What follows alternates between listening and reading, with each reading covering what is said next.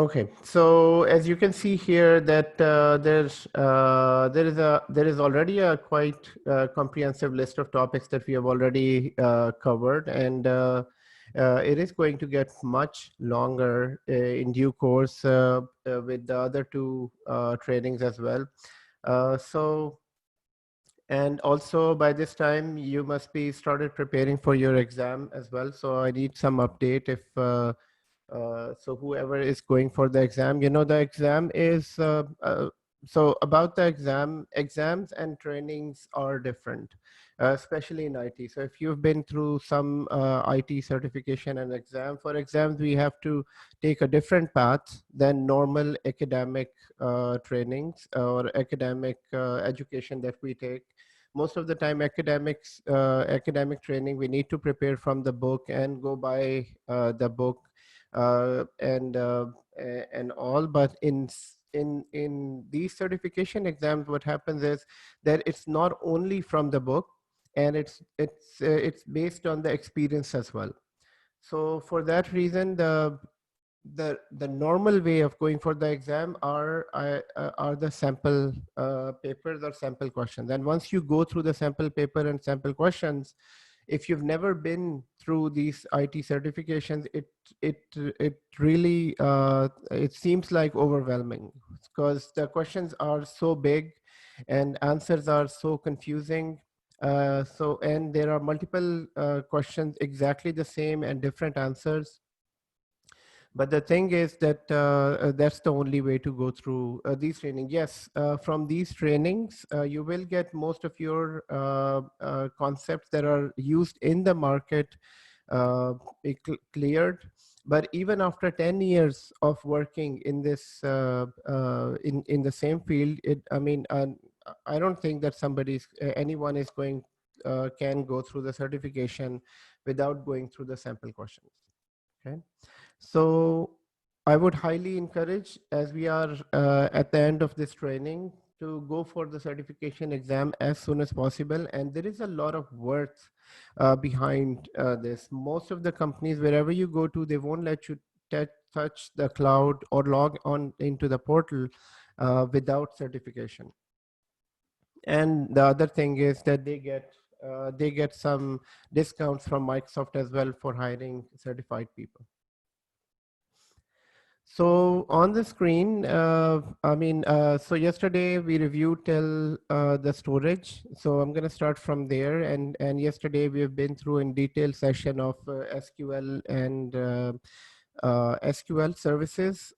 So the three different services that are offered by SQL. So here, this slide is for a building block of VMware. We've been through these many times. And so the important thing about this is that after looking at these building blocks, you should be able to read through the architecture diagrams. So at the end of this training, if you're able to read through the architecture diagrams and you can understand that how things are connected, that is basically the key to understand the real environment as well. So here we have a storage building block. I'm not going to go into this, but if you have any specific questions in this regard, you may ask, you may type that in the chat window as well. And so these, knowing all these services, working on all of these services is really it really pays off. It really pays off because the cloud technology, I would say, it's just started, and it has to be, it will be here for a very, very long time. And this will evolve eventually to some new concepts as well, but it won't end. So that's how the IT technology is, because that it's the cloud technology is, number one, fast. Number two, it is you can provision things in a fast manner. You can back up, restore. You can have a lot of redundancy, high availability, security from all the aspects. It is here to live. So here we have a building block for app services, app service environment, and this is what we discussed yesterday. So here I'm going to go over this one more time. So in SQL basically stands for Structured Query Language, and Structured Query Language is a language that can read inside the database. So it is Microsoft proprietary product, which is SQL, and we also call it SQL. Uh, I mean in general. So this is a SQL server. One SQL server, you can, if so, the idea is that you want to store some data. So if you want to store some data, there are few options that you can go for. Normal in without the cloud, in real environment, within on-prem environment, we can go with one physical server and install SQL database. And SQL database is not new concepts. It's very old concept, and it's been in use, I mean, more than maybe 25-30 years, with its first version released. And now it is, so at this point, it is an enterprise level, it's an enterprise level database system. So if you want to host that database system inside the cloud, you can have one single database, or one single database with its own CPU. So we need to understand that in this manner. So here,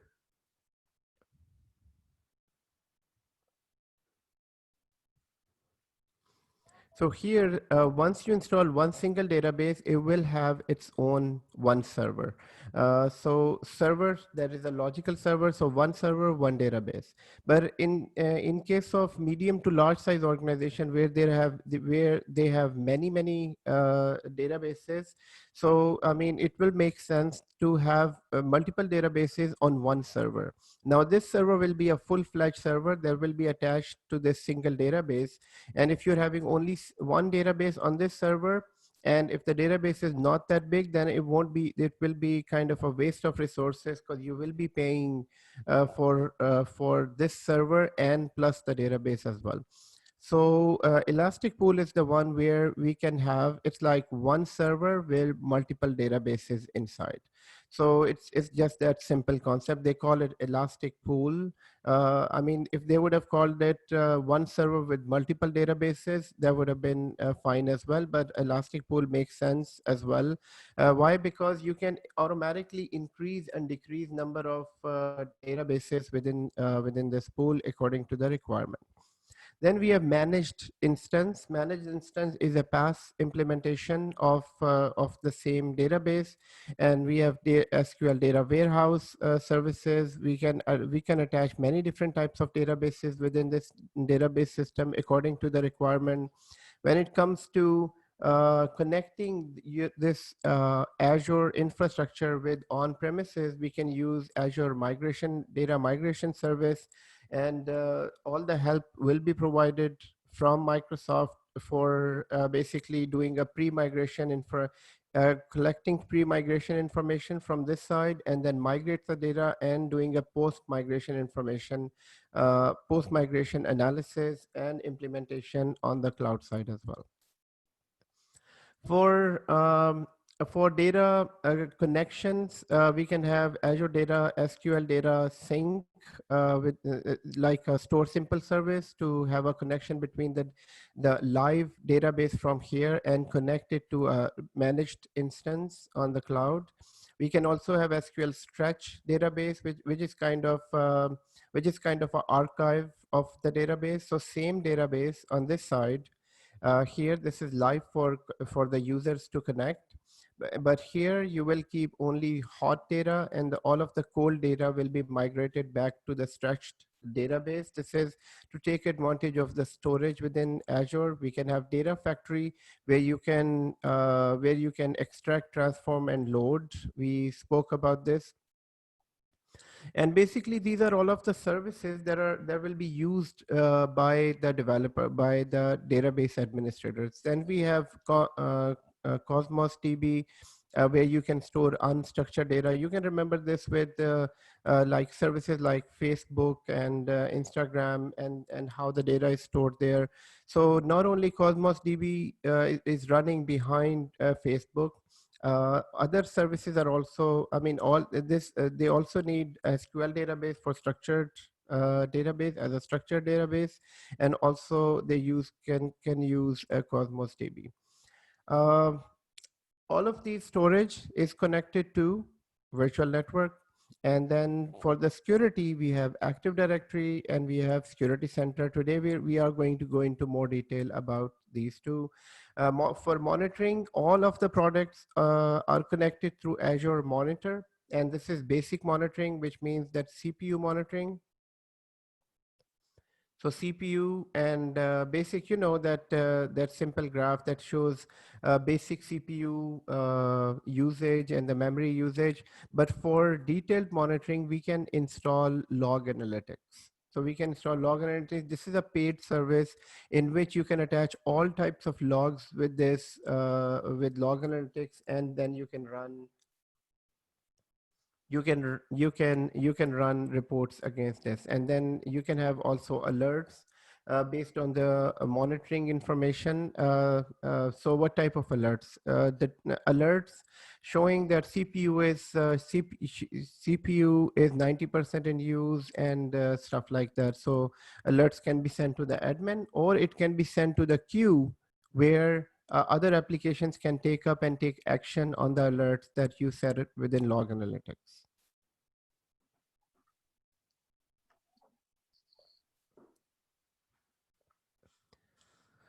Okay, so today we are at the most important topic of this training, and that is security. So today we will be discussing about all the security building blocks and Active Directory as well. We will be configuring Active Directory in many different ways as it is configured in the real environment.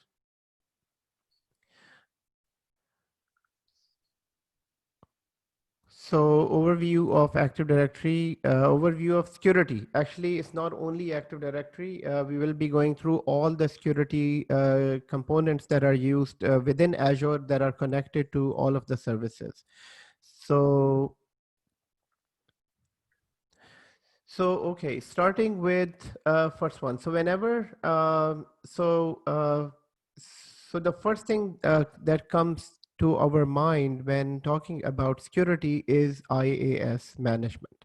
IAS management is part of all of the resources. So at the same time, so before even I start with this, let's log into Azure and let's see what are we talking about.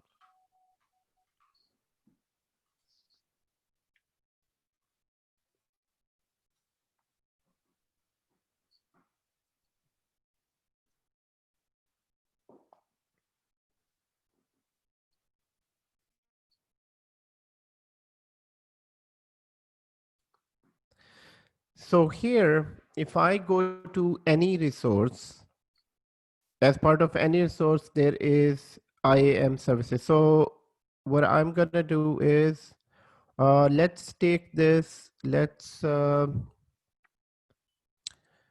take this 5 to 10 minutes and create one virtual machine and one single database, SQL database. So everyone, please let me know in the chat window, first of all, that if you're logged in, number one, and number two, that let's create one VM, because we are going to need that for today's lab. Once we start configuring Active Directory, we need one VM, or you can make two VMs as well, and also make one single database. Once it is made, let me know in the chat window.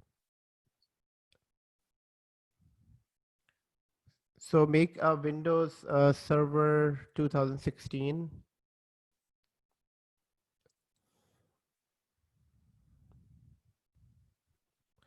So I'm gonna use. Well, Adnan, if we Yes. don't need more than two VMs, then maybe I can go for a higher configuration, two CPUs, 8 GB RAM or something like that. Because 2016 will be heavy, right? But we are not going. We will be logging into the VM. But you can go for 4 CP. No, no, no, no, no. You cannot. You cannot. Okay, let's create just one VM. If we need, then we can create another one later. So one VM with two CPUs. One VM with two CPUs. Okay. Because once you create a single database, that will create another VM too. So that means 2 CPUs. Yeah.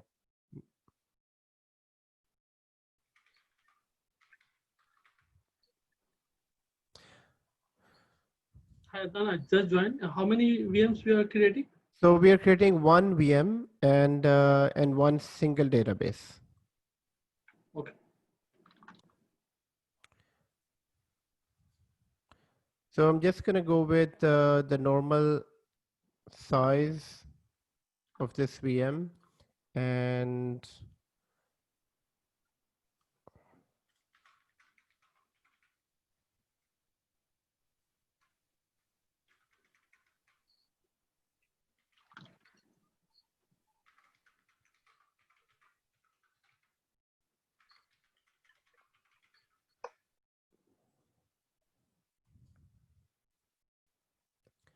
so for the disk, I'm going to go with standard HDD. You can go with the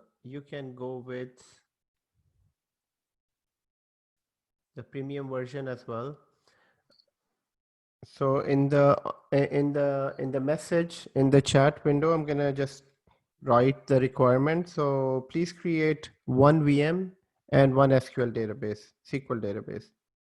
So did we open the RDP port or no? Yeah, we do. We do need RDP port. Thank you. You're welcome.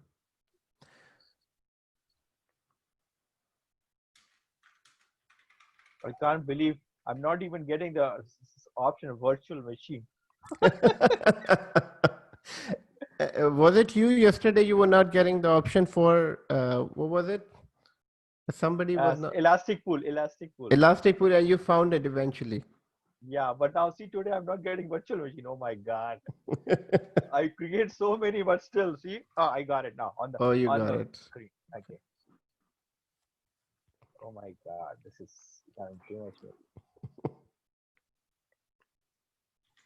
So nothing in the network, just simple VM. That's it. Yeah, just a simple VM, and also start the RDP session as well, just to make sure that it is connected once it is created. All right.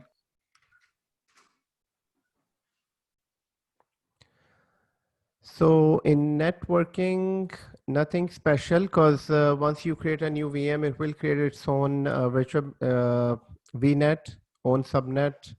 There will be a public IP address. We do need RDP port. In the management, nothing special is required. Can I go for premium SSD? Because in 5 days my this is already expiring. So This let's is go already for expiring, and you just want to make use of the full money. resource. How much credit is left on in your I think 140. 140 Yeah. from 250? Yes, 260. Okay. Yeah, go for premium then. Yeah.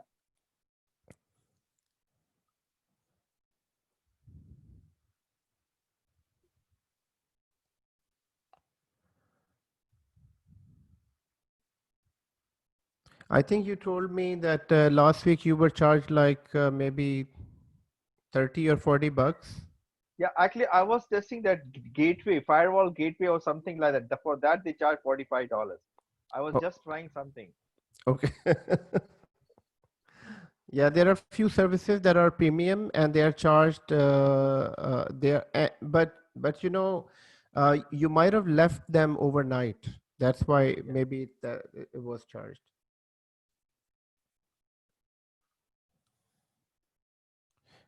So VM is being created. I'm going to create the single database. So here,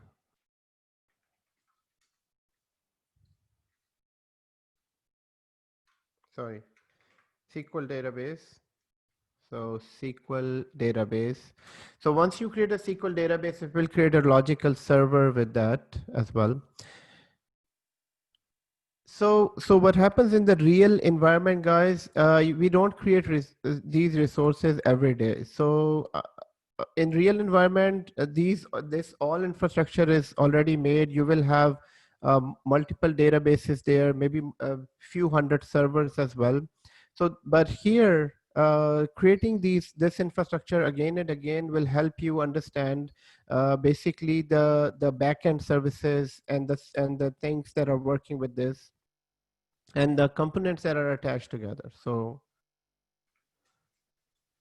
this is a demo DB, and I'm going to use a logical server with this.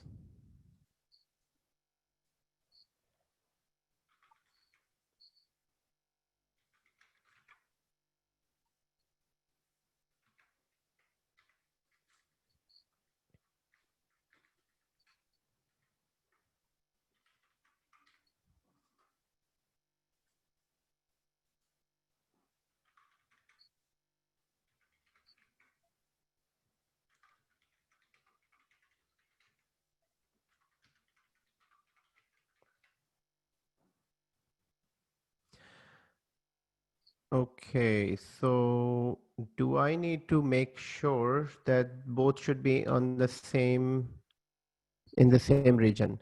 So I have to check that out while creating this logical server that both VMs should be on the same region, the normal VM and this logical server for the DB.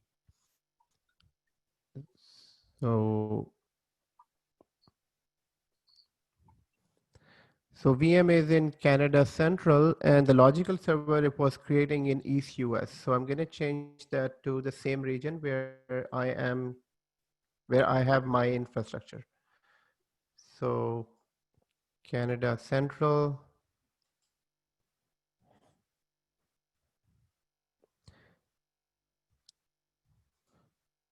So with this one, I'm going to choose, probably I'll try to choose a server uh,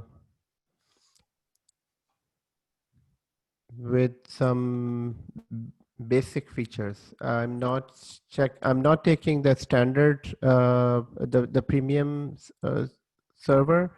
So here I'm going to go with the basic server with 100 MB of space. So basic for the logical server. So just 2 GB storage.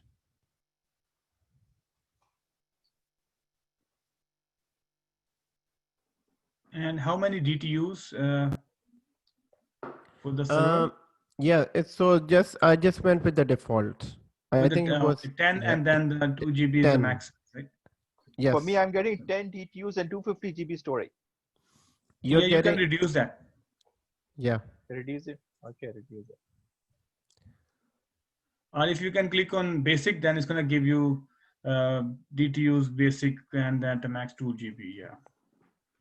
So yeah, 2 GB database max and DTU selected 1.4 into 5. What is that? What Oh, maybe method? No, you should be in the standard. Just click on the basic one. That's on the left of it. yeah, I'm on the basic. So we have to Really? add the public or private? Public. Public. We do need public, yes. And it's just a And single database. anything special in the network is just public. Nothing. Just defaults. Just public. Yeah. Connectivity method will be public point, no access, or private endpoint. For Public the endpoint. public endpoint. Yes. Okay. Azure service. And then firewall rules, we just leave it like Everything default. We just default. need Okay. one VM and one single database. Okay. Okay, so while everyone is creating creating a database, we also, let's go to Active Directory as well. So I'm going to go into more detail, but here we just need to go into the once it starts building, because you can, you can, once the services are being created, you can move into different services. So I'm in Active Directory.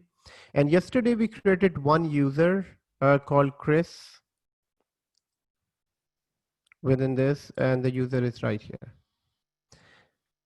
So in another portal, log in with the user Chris. So I'm going to write this here.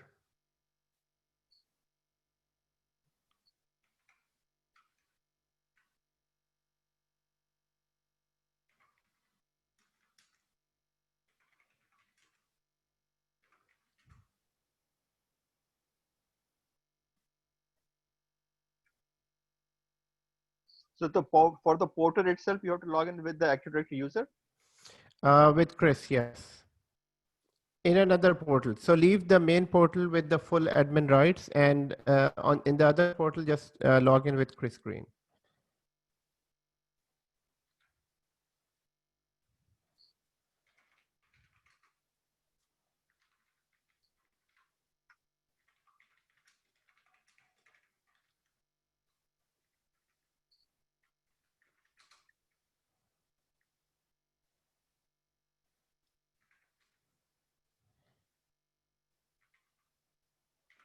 So you mean maybe we can switch the user up on the top? Because It's better to have another on the other internet tab. You can switch user for sure, but it's better to just in another tab open the portal and log in with the user. I think maybe I have to use different browser because it's not letting me. I'm on a Chrome. Maybe I have to use then maybe Edge or whatever. It's not letting me. Oh, in Chrome you cannot open another tab. No, I can open another tab, but it's already logged in, sort of, Oh, with it's my. logged in, and for that reason, it's not opening the portal because you have portal open. Oh, so that yeah. Okay, I understand. So it's in the other portal. It's the same user. So yes, on the other portal, just switch user, or say sign in with different user. Hmm.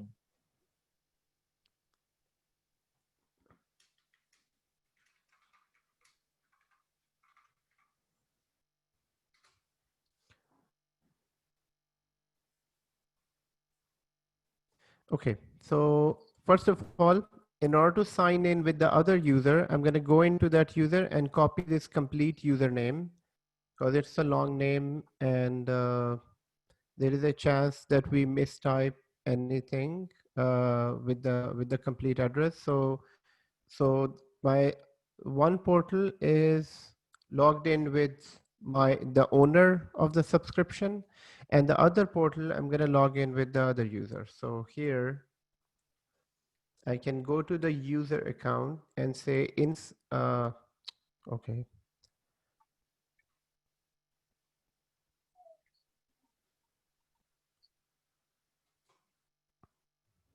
Mhm.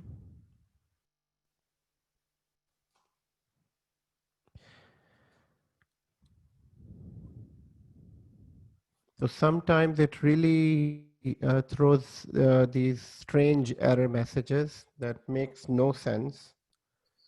So be But the ready for that as well. other user with which I'm logged in, it doesn't have a subscription. Okay. Yeah, that's fine. Okay. That is fine.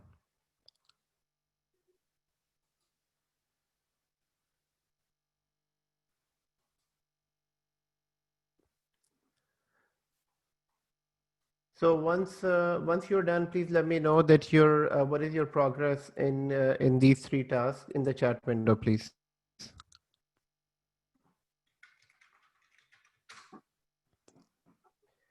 So three simple tasks are given. Number one, create one VM. Number two, create one single DB with a logical server. And number three was log in with the user Chris. So in case if you couldn't find user Chris, you can create a new user going into Active Directory. And so just for a review, I'm going to create another user. You can create another user as well. So here you just go to the user and create a new user. In Active Directory, you create a new user. I'm going to create a new user. And this time I'm going to create a user called John.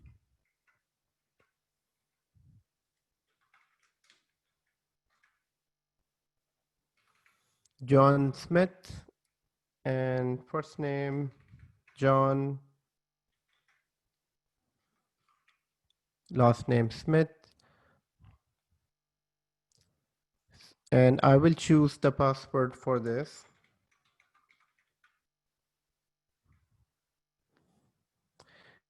Within roles and groups, I'm going to go with just simple user role. Today, we are going to go into more detail. What other roles are available? How can we add more roles as well? Within location usage, I'm going to keep that simple. But in the title, I'm going to have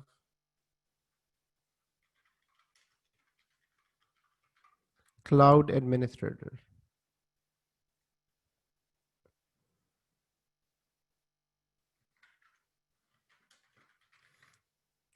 Or DB administrator. And department is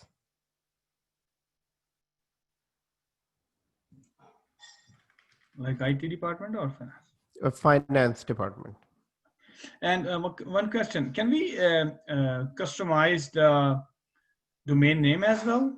Like it gives us like ON Microsoft and blah, Yes, blah, yes, blah. yes, yes, yes. We can do it. We can choose our own domain name for our own company. So this is part of Active Directory. Okay, great. Yes. We're going to cover that, right? Yes. Thank you. You're welcome. So Atif is saying VM created, DB created, logged in with Chris. Excellent. Please update me, everyone, in the chat window. What is your progress? I mean, all you need to do is to just give the command, and everything will be created in few minutes. But keep an eye on this notification screen as well, where you should see a successful event or that the deployment was successful. Because sometimes it would just error out and you will never know. So it happened with me many times when you create a resource and I keep on searching the resource, but at the end finding out that in notification it was, so one of the resources failed due to some reason.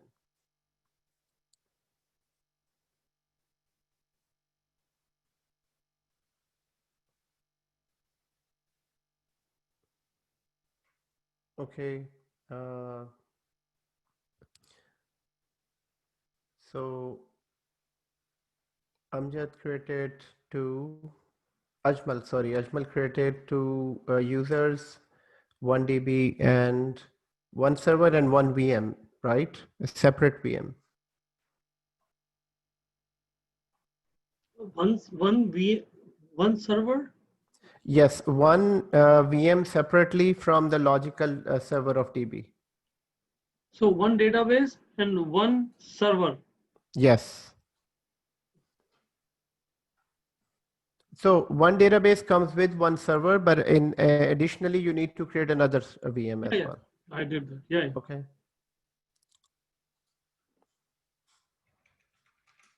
So I'm waiting for like 2 more minutes and then I will start. But where is our domain controller? Domain controller, yes. So in Active Directory, this is today's lecture. We will find out what is this Active Directory. There is no domain controllers in this. Okay. Right. So I'll go into more detail. Once we need to go through some security basics, and then I will go into that how this can be connected to the real environment and real domain controllers. So how does that work? I'm going to go into more detail.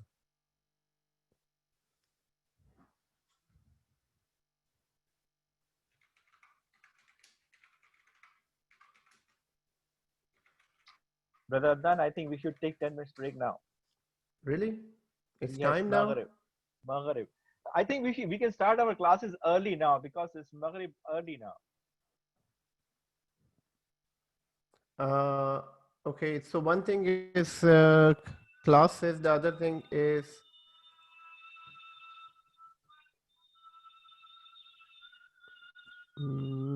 yeah, we can decide. We can see that how this goes. Can we take a break? Yes, so let's take a 10 minutes break and then we'll start. So Thank you. yes.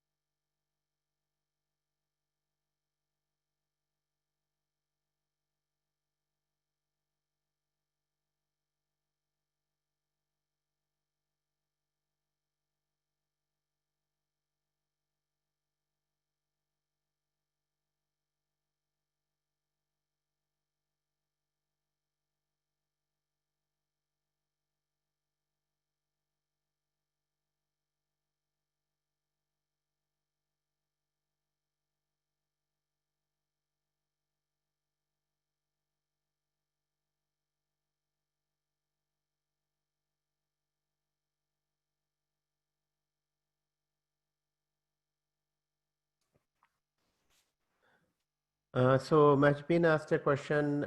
We set a firewall rule on the DB yesterday. It is you need to go into the SQL Server. So you won't find the rule on the DB, but once you're on SQL Server, you can go down to networking, and there you need to add the client ID.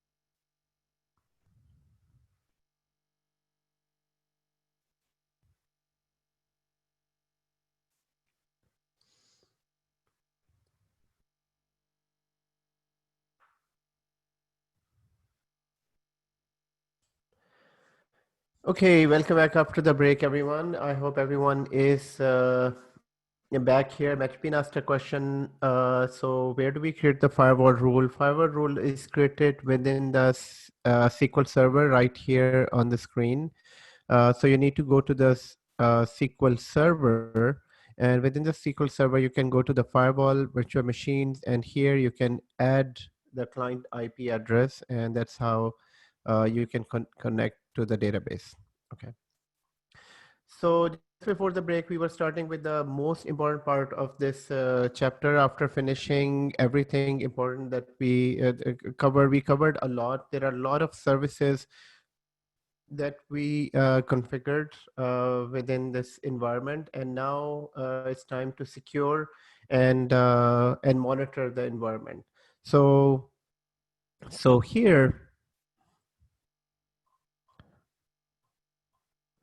starting with Azure Security Services. So this chapter is not only about Active Directory; it's about everything, all the security within Azure.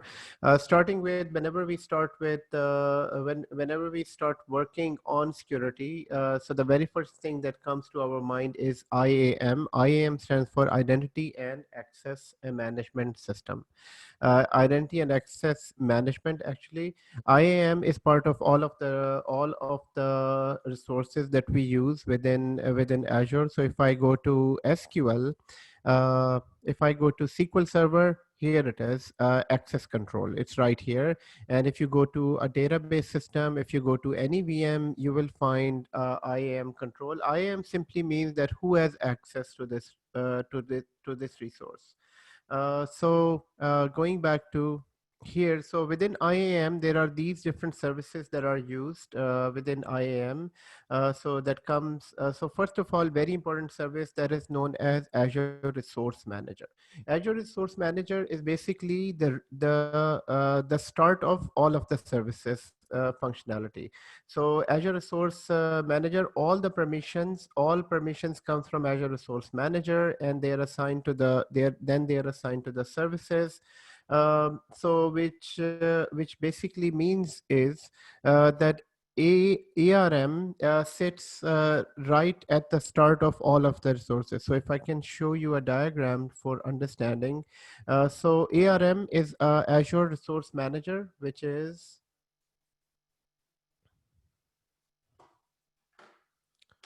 so ARM.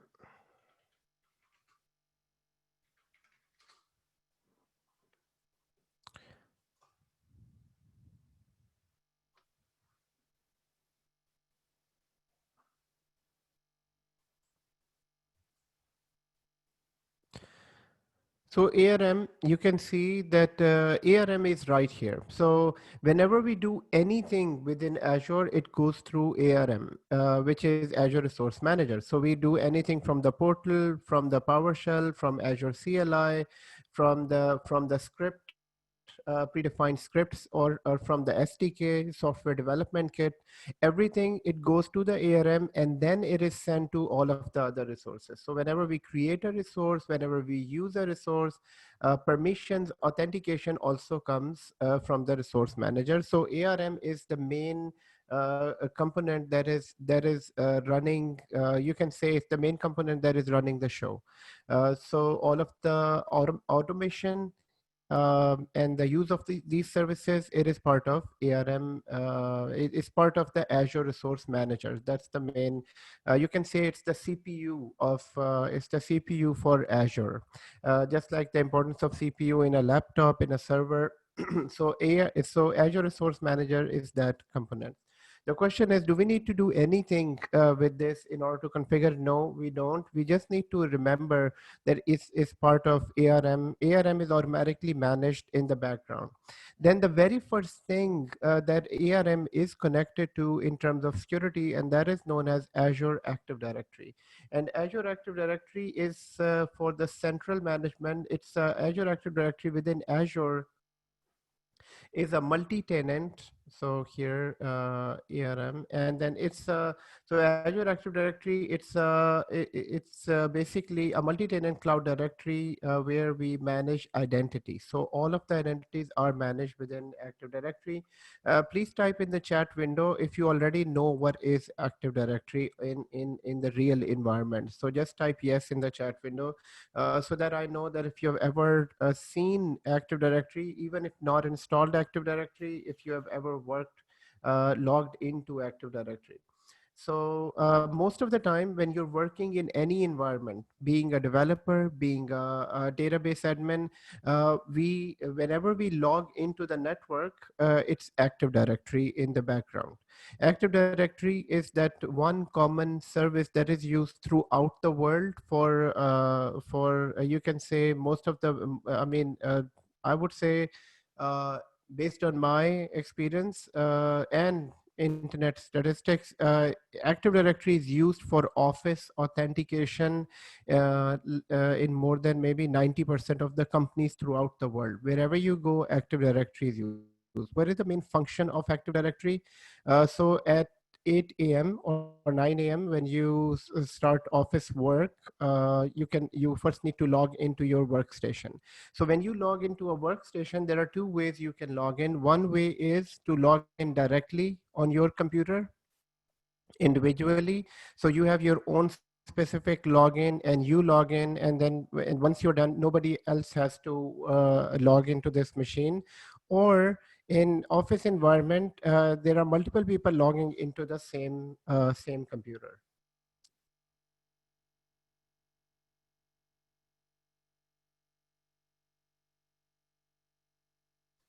Okay. So, so multiple people logging into the same computer. Even in that case, you will have to create multiple IDs on this computer. I mean, without creating an ID, you cannot log in. Why am I going into that explanation? Because there are many people sitting here Active Directory is a new concept for them. So I'll just give you enough information about Active Directory so that we can understand Azure Active Directory. Now, Active Directory, in a very basic definition, Active Directory means authentication. So Active Directory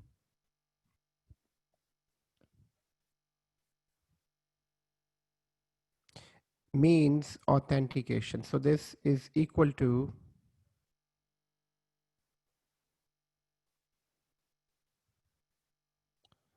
okay. So that's taking too much space. So this means just the authentication. In simple words, so that means authentication. Users log in to their computers with their username and password. That username and password has to be verified somewhere. So in at home, when we log into our computer, that username and password is logged in. Basically, it is verified on the same computer at home. But when you are in the office environment, then this username and password is sent to a server that is an Active Directory server. So this is known as Active Directory server. And on this server, there is a list of all these users who can log in. So this is a list of users. Your credentials are basically checked against this list. If it is if it exists within the list, number one, number two, and the password is correct, then the user will be provided access to log into the network. So that's what Active Directory is. Um, Now, this Active Directory that is on premises, this Active Directory is different. This Active Directory that we know of, so Active Directory in general concept, so Active Directories are of two types now. So before the introduction to a cloud environment, Active Directory was only one type. Actually, Active Directory is so in general, in general sense, it's just of one type. But when you install Active Directory, you have some lightweight Active Directory and some few other Active Directory. But in general, before the introduction to cloud, Active Directory was just of one type. But now Active Directory is of two types. So I'm going to write here Active Directory. And keep that in mind that Active Directory is basically a list of username and password and their policies, their permissions. So here it has usernames, it has passwords, and it has the policies as well. So it's that directory. Where is the directory? The word directory came from. So directory, the word directory comes from the telephone directory. Long time back, when the first time Active Directory was introduced in 2000. So the basic definition was it came from the telephone directory. In telephone directory, what do you have? You have names and telephone numbers and then addresses and all and everything. So that directory, so this is exactly that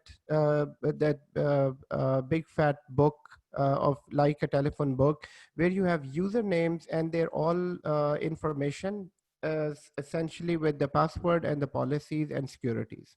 So Active Directory now is of two types. Number one is on-prem Active Directory, on-prem AD, and number two is Azure AD. So Azure AD and on-prem AD. Now, on-prem AD is a traditional way of so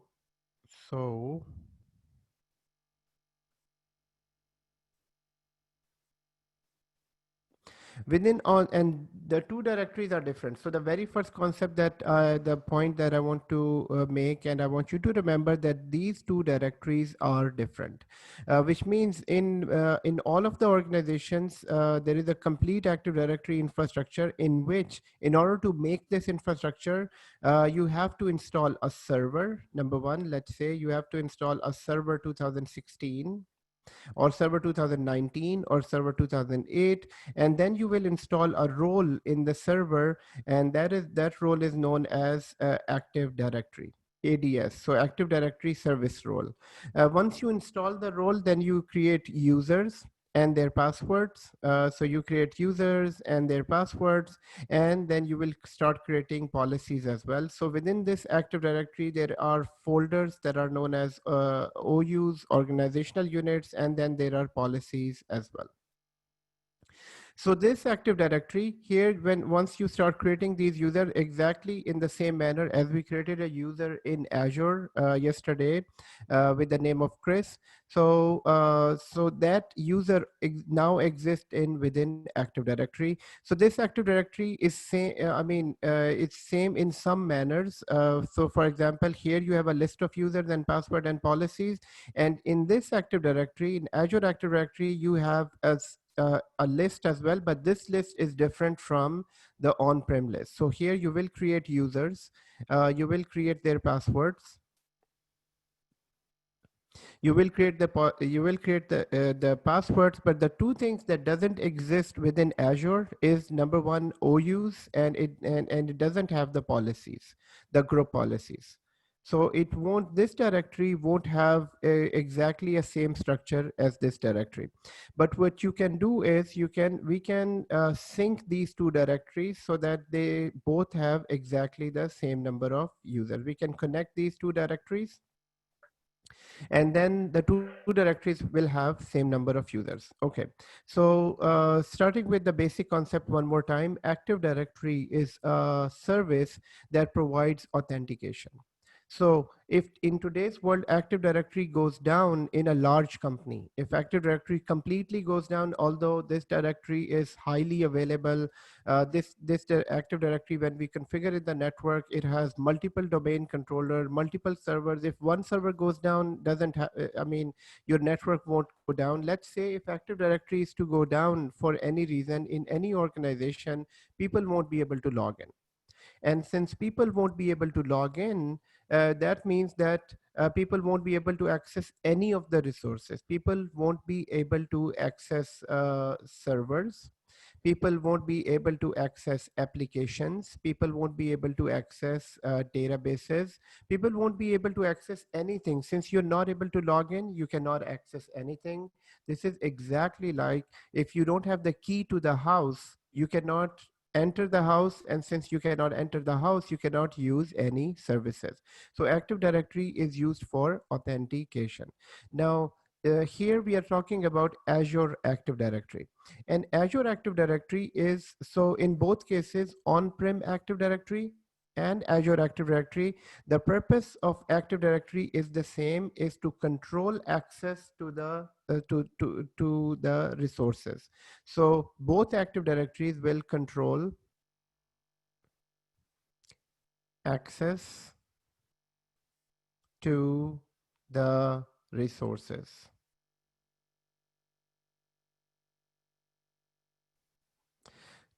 Control access to the resources. So how do you control access to the resources? The very first thing is that user will log in, and based on the user will log in first. And once the user is logged in, then the user will be provided access to let's say to start with user laptop, and then the user will be provided access to use the printer, and then the user will be provided access to use the DB, and so on. So the first thing is you log in. So this happens exactly in the same manner in Azure Active Directory as well. In Azure Active Directory, once the user log in, you can control access to all the resources within Azure. So what can you control through Active Directory? Through Active Directory, we can control the use of with Azure Active Directory once the user log in, exactly in the same manner. So I'm going to make it right here. And I think I should get a whiteboard.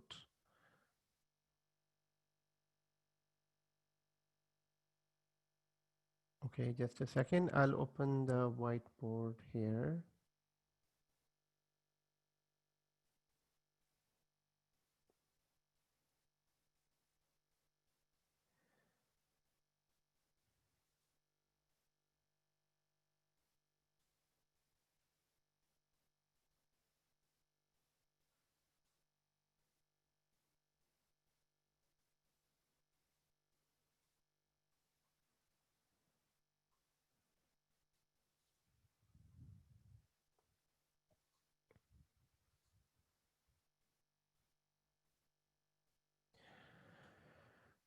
Okay, so we are learning about Active Directory. Atif's comment is, if people are not able to sign in, somebody is going to lose their job. Absolutely, absolutely. Active Directory is that important server because it's all about authentication. So in environments, we have server. On the server, in order to make Active Directory, users can log in. So here I have user number 1. We have a laptop where user is logging in, and to which part of, so what is the main use of Active Directory? So based on this picture, here everything is connected through Active Directory. So here this server is Active Directory domain controller. People are logging in from here. Once they're logged in from here, then they can use their all of the devices, and then you can control the use of all of the devices as well using USBs, Wi-Fi, printers. Everything is connected connected through Active Directory. Active Directory is that important service. Now, the big question is that how different Active Directory, on-prem Active Directory and cloud Active Directory is. So one is, so here in the on-prem environment, so first of all, what is an on-prem environment? On-prem environment is a physical data center. This is a physical data center. We call this on-premises environment, but basically, in short, we just call that it is on-prem physical data center. In a physical data center, in both cases, we need access to, so same user logging into both places. So same user need to log into the physical environment and also the cloud environment. And let's see how the access is controlled. So first of all, in order to connect to on-prem environment, what we need to do, so we need to have a server, Active Directory server. And how do you make this server? You can simply make the server by installing 2016 and then adding a role called ADDS, which is Active Directory Domain Services. And once you install the role, then you start creating users and their passwords so that you can verify those users and passwords. So here the user will log in, and from here, once the user is logged in, then user will be able to use all of the company resources that includes printers, applications, and so on. So we all understand this concept. Now, within Azure, what we have within Azure, there are all these different services. We don't work directly on infrastructure servers. What we have is all of the infrastructure services. So what are the so what are the infrastructure services? Infrastructure services, starting from compute service. Compute, that includes a VM. Then we have network. And within network, we have VNets and subnets. And then we have storage. So we have compute, networking, storage, and within storage, all those services. Then we have SQL and all those services. Then we have web apps and then mobile apps and the app service plan and everything. So we need to control the access. We need to control the access to these services. So one question is, can we control the access from this Active Directory server? Since it is an Active Directory server and they should be able to control access to these resources, no, answer is no, we cannot. In order to control, so this Active Directory server can only control access to all these services on this side. So within Active Directory, they came up with a new Active Directory here, and then this Active Directory is known as Azure Active Directory. So within Azure Active Directory, you don't have to install any service. All you need to do is to configure this service. So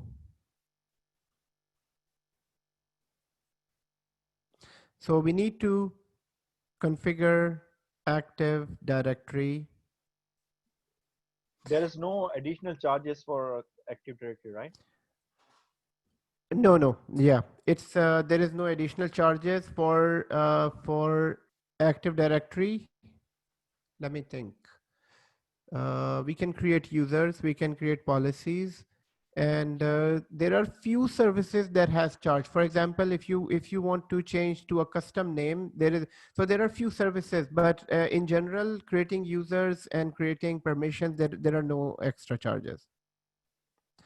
So first of all, and I think we cannot use the MFA with this subscription which we have. We have to go premium for yes.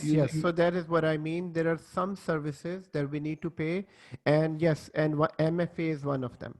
So how can we test those MFA? Like if you want to do a hands-on, can we do that? Like MFA, yeah, you can do that. So you can upgrade your subscription and then configure MFA with this. We can do that. We can do that So before your trial expires. So your trial is already expired, or yeah, is it a mine is new? expired. Yeah. And then you had to create a new one. Okay. All right. No, did you created a new one or? No, I'm just choosing the one. Yeah, one I have. So I have to use a new credit card and a new email Oh, address. okay. Oh, I thought you was using pay as you go, Atif. Yeah, I am on pay as you go. Yeah. Yeah, yeah. Okay. So, So so for this one, if I am on pay as you go, if when I go to MFA, they ask me to upgrade to premium. Oh, there also. Oh my God. Yeah, premium is expensive, right? it is expensive, but I've been using pay-as-you-go for a long time, and if you can create a resource and delete it once you're done, within 24 hours, you won't be charged. Even like if I upgrade to premium as well. Even if no. If you, I mean, yeah, pay as you go, you won't be charged. But if you upgrade to premium, so there are some services that are Yeah, automatically start charging. yeah, Yes. that's the problem. Yeah. Okay. So guys, going back to our basic concept here, we are trying to understand what is Azure Active Directory, and that is Azure Active Directory. So the point that I wanted to make, I mean, the definition is very simple.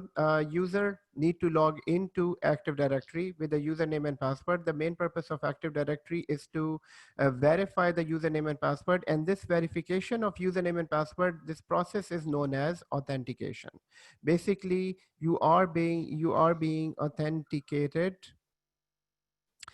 from this Active Directory. And once you are authenticated, then you will be able to log into the VMs, you will be able to use the storage account, you will be able to use SQL and everything. And that Active Directory is known as Azure Active Directory. Now, Azure Active Directory is different from the on-premises Active Directory, which is on this side. And it is different in a sense that there are no group policies. So on Azure Active Directory, so there are certain policies, there are organizational units within this Active Directory. These organizational unit doesn't exist within this Active Directory. So one common confusions that people have when configuring Active Directory, the first thing is that users who are here same so do you so first of all, the things that we need to decide, let's say in a small company you have just 5 users in this, so you're working with only 5 to 10 users. 5 to 10 users you can easily create here, and then they can start working on this. So but the problem is that in that case, this user has to remember 2 different user IDs, one user ID for this Active Directory and another user ID for this Active Directory. It is exactly like you have a Facebook account and you have an Instagram account.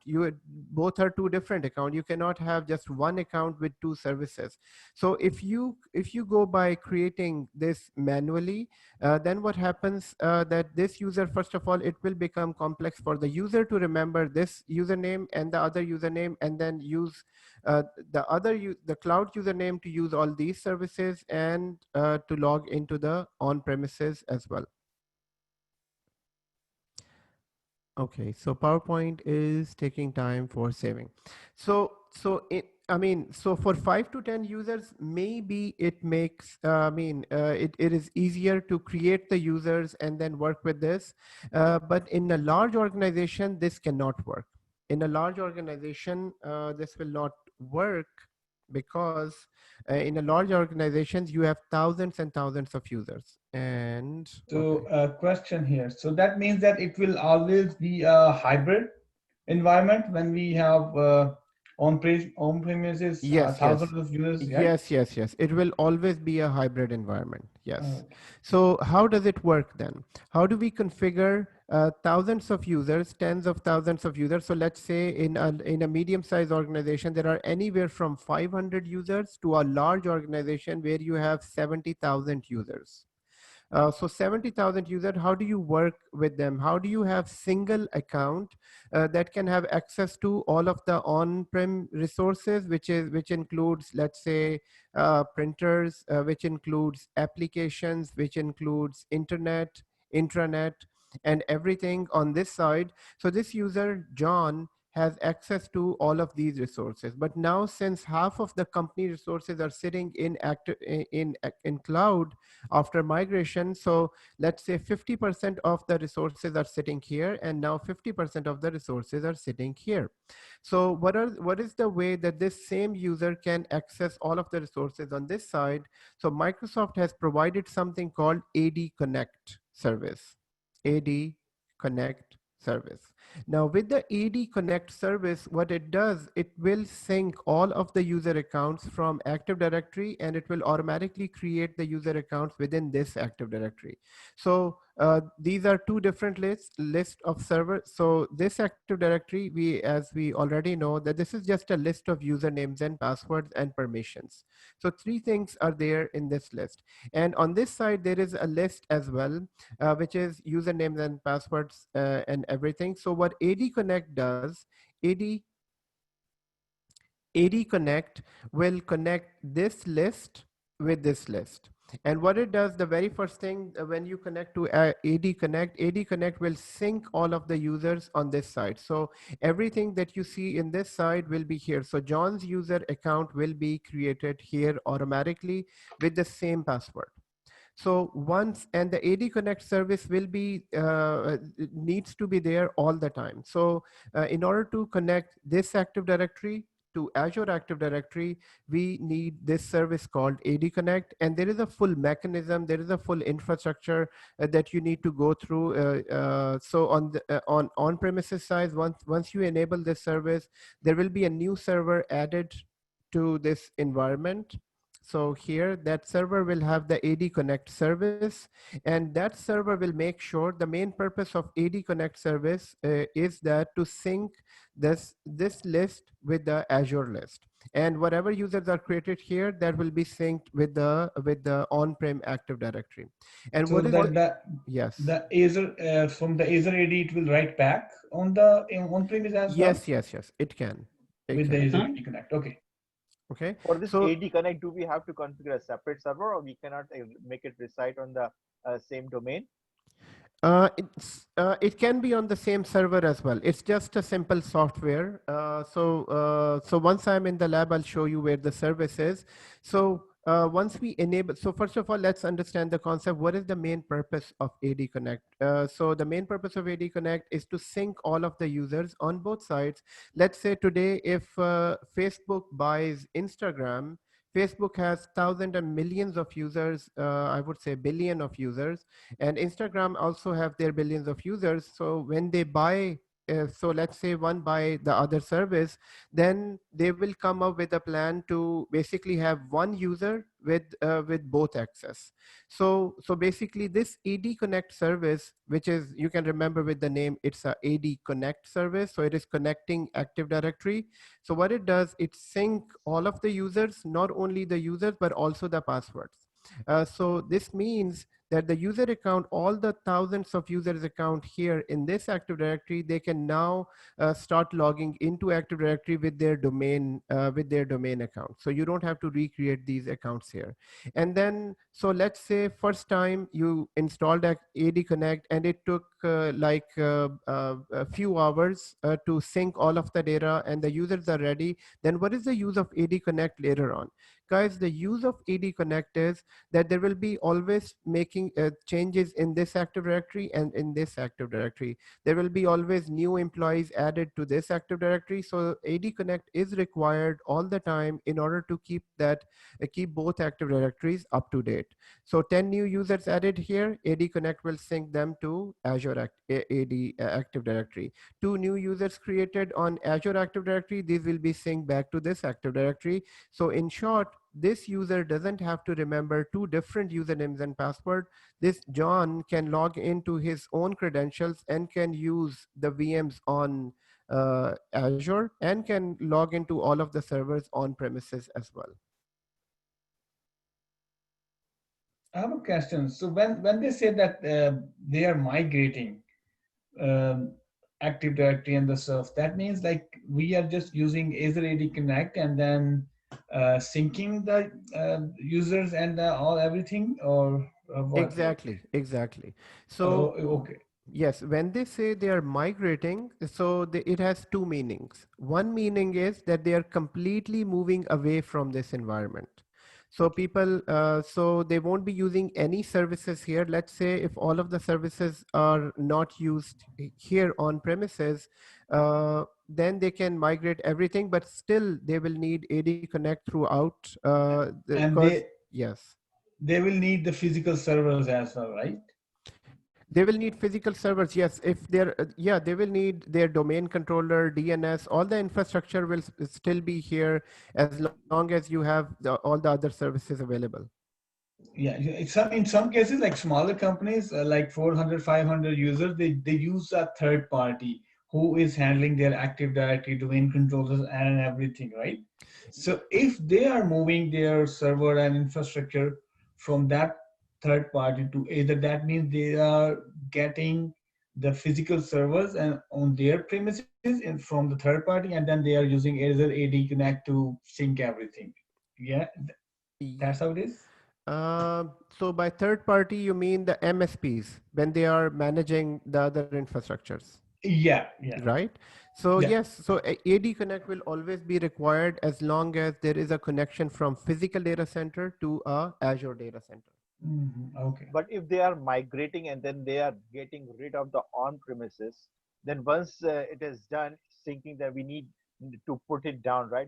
Then don't need no need to have AD Connect. Yes, it's a very good question. That would there be any point in time where you don't need AD Connect and you don't need this infrastructure? I would say that you will still need AD Connect and the local infrastructure, because there are computers that rely on Active Directory here. So when we talk about migration, everyone, migration is like you're migrating all the business applications.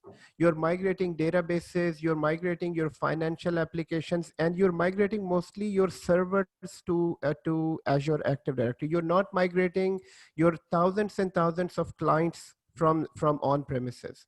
So So that means on-prem, to authenticate the clients, you need to still have one domain controller on premises. Exactly, because you do have printers here. Printers are not migrating. So in order to access those basic services, you still need your domain controller, and that will log into so that it can allow you to use your infrastructure. You do have Wi-Fi in the environment. You still need an infrastructure. So for that reason, this connection will always be there unless everything is disconnected and everything is moved to Azure. So I don't see this happening soon. What about DNS? Is it possible like you can get rid of DNS on premises and everything on the Azure? No, no, no, no. So DNS is also required on in here as well. Okay. And Adnan, how about like if many companies they are using Intune, so it's not even like an MDM, but like they're using it for the managing their computers, their laptop, and everything. Yes. So So if they Intune, are using Intune in that scenario, I think they can move most of the stuff to the cloud, right? so Intune, there is a product everyone called Intune, Microsoft Intune. Intune is basically an extension to SCCM. It's a configuration management tool. Okay. So on premises, SCCM now. What is SCCM now? yes. So since I'm sorry. yeah, no, it's fine. It's fine. So since Atif asked a question about Intune, so SCCM, everyone, it's a different product for managing the infrastructure for automatic deployment of application. So it's a completely different product. But since Atif asked a question about Intune, Intune has nothing to do with Active Directory. Intune, it's a separate product in itself. All right, But thank is you. it, But why I ask it because most of the jobs they put Intune as well there, so that's why. I know, but I mean, it's like, uh, so it's It's like a like a different, file device management, right? yes, yes, yes. It's a so different, Intune is so is, now SCCM actually Intune is an extension to SCCM. It's, extension. Okay. yeah, so in Azure, it is Intune. Adnan, I have one question. Yes, about Active Directory, yes. If I heard active. If we have a site to site, right? So why do and we don't why we can authenticate, right, to So if the we have Azure? site to site connection between on-premises and clouds. do we need a AD connect? Let's say some issue with the AD connect, your AD connection sync. But I think site to site, if you have a site to site, we can authenticate, right? Yes. So in order to connect from on-premises to cloud, there are two ways to connect. Number one, site to site. Number two, express route. Remember? So express route both ways. In both ways, you have a direct connection between your cloud and on-premises. But let's say if at any point in time, if this connection goes down, so the question is, would you still be able to log into to Azure using credentials? Yes, you still be able to log into the network by using the credentials because usernames exist in this. Assalamu alaikum.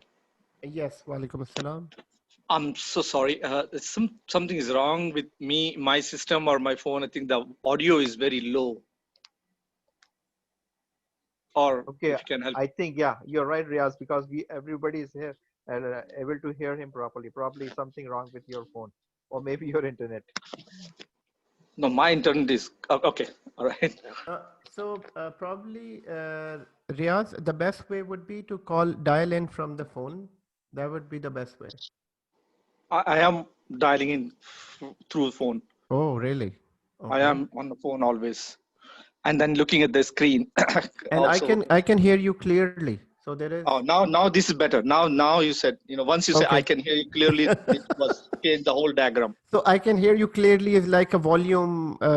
So I just keep on saying that. I'm just kidding. I'm just kidding. Nah. Okay. Yes. Oh, So thank you. guys, yes, let me know if there is any voice distortion, if there is any delay in this. This is very important. So going back to the question that Ajmal asked, that what if this connection goes down, user will be able to log in? Yes, user will be able to log in. There won't be any problem with authentication and use of services, because users can log into their VMs over the internet as well, provided if there is access. But if this link goes down between on-prem and cloud, this is a huge thing for an organization. This has to be fixed as soon as possible. Okay. So everyone, so we are talking about one part of Active Directory, and we will be configuring in the lab Active Directory as well. Here, I wanted to make it clear that Active Directory in Azure and Active Directory is on physical data center are two different type of Active Directory. They are not the same as the on-prem Active Directory. And what are the differences? So first of all, what are the similarities? Similarities is that both have the list of usernames and passwords and permissions and policies. Here in Azure Active Directory, it has same list of username and password and similar and permissions and policies on this side as well. But just with this Active Directory, you cannot control these resources. So these all cloud services, this is why they came up with Azure Active Directory. I mean, if they would have had anything to control this access, I think that would have been very complex and there would have been a very complex code to control cloud services. So cloud services use latest technology. They use, I mean, there are many services that are attached inside the cloud that cannot be controlled from outside. Because why they cannot be controlled from outside? Because all environments are different. All the environments are different. Small companies, large companies, their networking, their security, and then there are firewalls, then there are DMZ in between. So for that reason, I think, I mean, it makes sense to have its own Active Directory in this. So first of all, similarities is that both are authentication services, number one. Number two, all the cloud services can only be controlled by Azure Active Directory, and all of the on-prem services can only be controlled by the local Active Directory. But then in order to make it simple for the user, we have AD Connect. So we install this service that makes the sync between two lists all the time. And the user can use their one username to log into on-premises services and use on-premises services, and the same account they can use to get access to here on this on the cloud side as well. Okay, small question. Yes. If suppose a company is using only Office 365, so probably though I mean the users are there. Is it like maybe by default automatically the Azure Active Directory is already configured for them? So yes, so that's a good question. What if companies only using Office 365? So there are certain services that does not require on-prem Active Directory. So right here, let's say, I mean, we are all using automatic Azure Active Directory if you're using OneDrive. So there are certain services that, let's say, even if you don't have Azure subscription and you're using those services, you already are part of Microsoft Azure Active Directory. So if you're using OneDrive, if you're using Office 365, any Office 365 product, what is Office 365? Office 365 include online Word, online Excel, online and online PowerPoint, and all these different products. So if you are using these products, then you're already part of Azure AD, which is AAD, Azure AD, and then you can connect to Office 365 Cloud, O365. So first you log into this, and then you are logging into this. So that Active Directory, yes, in that case, you don't need on-premises Active Directory. If your company is only using Office 365, you can directly log into, so basically we're logging into Office 365, but in the background, it's getting authentication from Azure AD. I think it's good that what you said, but I think my question was different. Yes, like please on the premises, they already have Active Directory. Everything is working, but for Exchange and for emails, they have Office 365 subscription, and they are using Office 365. So my question was, since they are using only Office 365 on the cloud, so there probably already Azure Active Directory is being created there, I believe, by default. Yes. So yeah, so in that case, since the company has on-premises data center and they're using only Office 365 for email services, and we log into Office 365, yes, this is connected to Microsoft Active Directory, Azure Active Directory in the background. We don't control that directory. It is all controlled from Office 365. Yes. Okay. Thank you. Adnan, Yes. one question.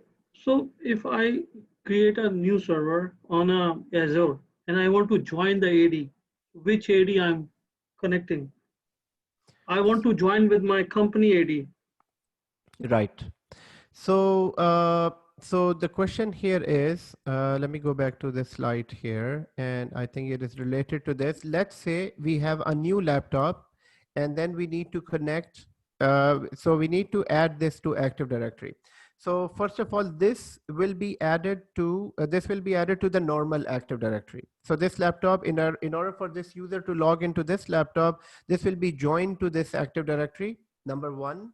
And then later on, then there is a Azure join domain service within Azure. Then you can join it to the Azure Active Directory as well. So most of the time we just join it to the local Active Directory and everything will start working.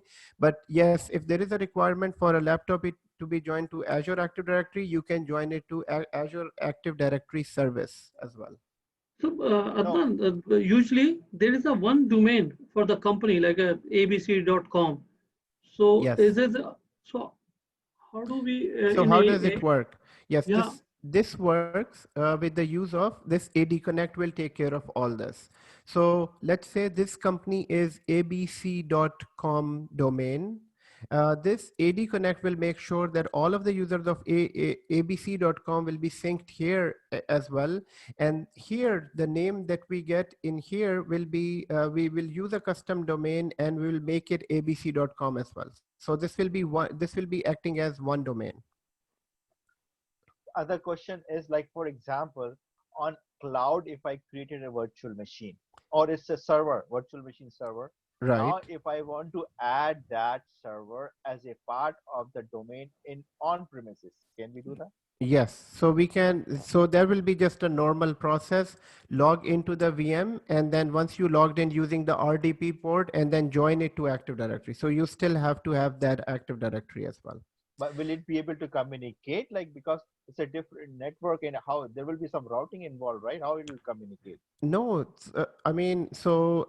that all routing and connection is already there within Azure and domain controller. I mean, within your local data center. Without that, you cannot even migrate anything. So Okay. yes, in Okay. order So for once there is an AD connect between two active directories, then on like a virtual server which is on the cloud can be connected to the local domain, something like that. exactly. So Okay. once you are ready to install AD, that simply means that you already have all the infrastructure ready. I mean, AD Okay. Connect cannot work if you don't have site-to-site VPN or Express route. And you cannot have Express route if there is no physical connection between the two data center. If there is no physical connection between the two data centers, so AD Connect means that all the infrastructure is ready and this VM can join this Active Directory. So that means AD Connect can for AD Connect we need to have express out of site to site connection. We cannot just do like the way we are connecting to the No, cloud. no, No. no. No, there has to be that infrastructure ready, and then you can use AD Connect. Okay, got it. Okay. Okay. So guys, here going back to our security understanding of Azure, and I'm going to go back to Active Directory once we start making users. Once we are in the portal, this will make more sense.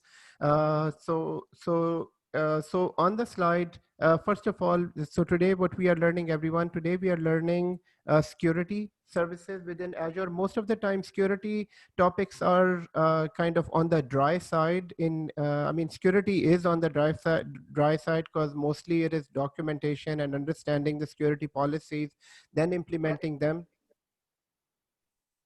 So here, the very first part of the security, and we need to understand this security services in focusing all of the major services. So we will be going through the networking security and also the networking security, storage security, and the app security as well. So the first stop is how users log in. So IAM is all about users login security. So And here, I think as some questions were there, like like what rights you have to give to the user in Active Directory so that he will be able to, I think, create multiple users on Azure or something like that. okay, hold on. Let me check the chat. Sorry, I haven't checked the chat for some time. Okay, sorry about that. Now your sound is gone down. Probably you went moved away from the mic. My Yeah, sound. now back. Now okay. Okay. Okay, sorry about that. Okay, so I'm looking at the chat, everyone. The chat is so here. So first of all, one question from Bean is, so on-prem Active Directory cannot allow controlling access to cloud resources. This is why we have Azure Active Directory. Um, uh, let me put it in that. So let me rephrase this sentence that on-prem Active Directory cannot control cloud services since cloud services are built on a different technology. So it's a technology difference. This is why we have Azure Active Directory that can have more control, especially focusing on cloud services like app services, like the VNets that are connected. So for that reason, the Azure Active Directory is there, and on-prem Active Directory cannot control that access. There is another question. So this Active Directory can also be used for on-prem Active Directory like printing. So I think, yeah, so to answer this comment and this question actually, so in order to use the printing service on premises, this is why we have AD Connect. So AD Connect is that service that allows this one users to use both services. So basically, if I can say that this user, if he needs to use on-prem data center as well as the cloud data center, so this is being done by AD Connect. So what if AD Connect is not there? What if AD Connect is not there? Then the simple solution is that this user need to remember two usernames. So one user Probably one username and password to log into the Active Directory, Azure Active Directory, and one username and password to log into the on-premises. So that's the other way. So which will be more complex for thousands and thousands of users. Why? Because then you as an admin need to maintain both directories. Sometimes they will lose their password on this side. Sometimes they will lose their password on the other side. Sometimes you have to set up permissions on this side and that side. So you can see the complexity that can arise if there is no AD Connect service. Then there is another question. So Atif is saying, as far as the machine we are using connected to the domain, we should be able to access all of the resources within the on-premises, and in Azure AD Connect is configured as well. Yes. So as long as you join a computer to on-premises Active Directory, you will be able to, and AD Connect is there, you will be able to use all the resources. Then Ajmal asked the question, what is a two-factor authentication? Ajmal, I will come back to that once we are in the portal. I will show you what is a two-factor authentication. But I would say in a very simple definition, two-factor authentication, we all know nowadays, as soon as you you install a new application on your smartphone, so a new application, so what happens? So first of all, you can log in by your number and the user ID, but at the same time, it will ask you, some application will require you to actually, okay, so let's even go for a even simpler example. You log into a banking website, and so normally you log in with your just PIN number. And nowadays, you can also configure a two-factor authentication. So once one is your user login, and second one a phone code. So they will send a 5-digit phone code to your email address or your phone. So that is a second factor. So this is why it's known as multi-factor authentication, MFA. And I will show you where that is within Active Directory. Okay, so the next one is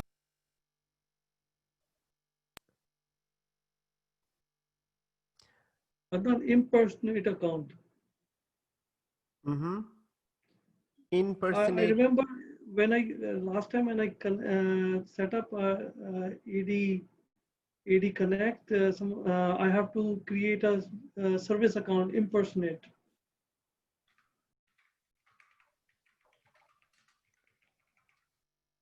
I'm just checking that out. It is in Azure AD.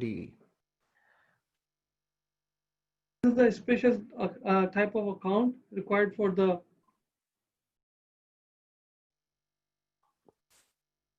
Okay, so account impersonation. I put it in the chat. So AD Connect account, read, write information to Active Directory. I mean, so what AD Connect does, it does exactly the same thing, that it syncs the username. So basically the same username and password is created within Active Directory. I'm just thinking that if impersonation is part, I mean, it is already part of AD Connect, but I'm just thinking that if there is a separate service for this as well. Okay, but I will check that out. I will check that out and get back to you. Okay. Okay, so guys, there are a lot more services that we need to discuss today. So first of all, it was Active Directory. Number one, Active Directory. With the use of Active Directory, we can control the use of resources within the cloud network. But the important thing that we need to understand is that we can connect our our on-prem Active Directory to the cloud Active Directory.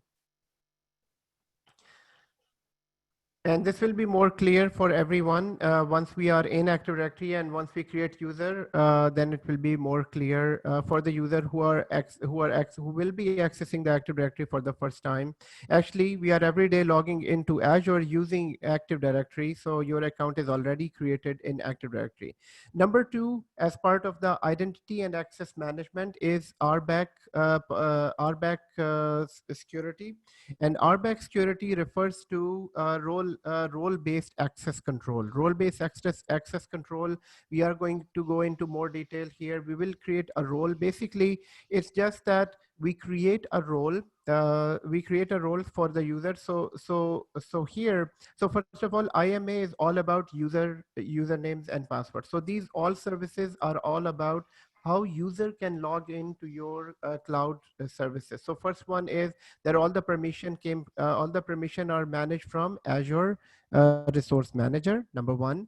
Number two, the list of users are created within Active Directory. We can create list of users, their password, everything. And now our back is to set up the permissions. So yes, we created a user, and now and we have certain resources that this user need to access. So for example, this user need to access a VM. This user also need to have access to a web app. This user also need to have access to a storage account. So all these three needs to be configured through RBAC, which is role-based access policy. So RBAC is role-based access policy, and in the lab, I'm going to show you that how to work with that. All we need to do is to create a role and then assign the role to a user, and the user will be able to access the resource. So in the lab, this will be more clear. Next important thing is Azure B2b. Azure B2b and Azure B2c. So this needs to be clear. So in Azure, there are two important functions introduced. Actually, these are not new functions. These are mostly these two functions are used long back in the cloud industry. So the two important functions is B2b and B2c. So B2B stands for business to business.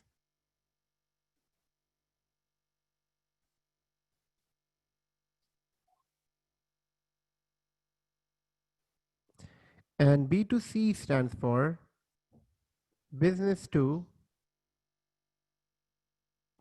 consumer. Business to consumer. So business to business and business to consumer. Now, so there is a so first of all, these both services are part of Active Directory. So basically, these both services are helping in authentication. So both services are helping in authentication. So these are not different from Active Directory. They are part of Active Directory. Okay. So this is not something special. I mean, this is not.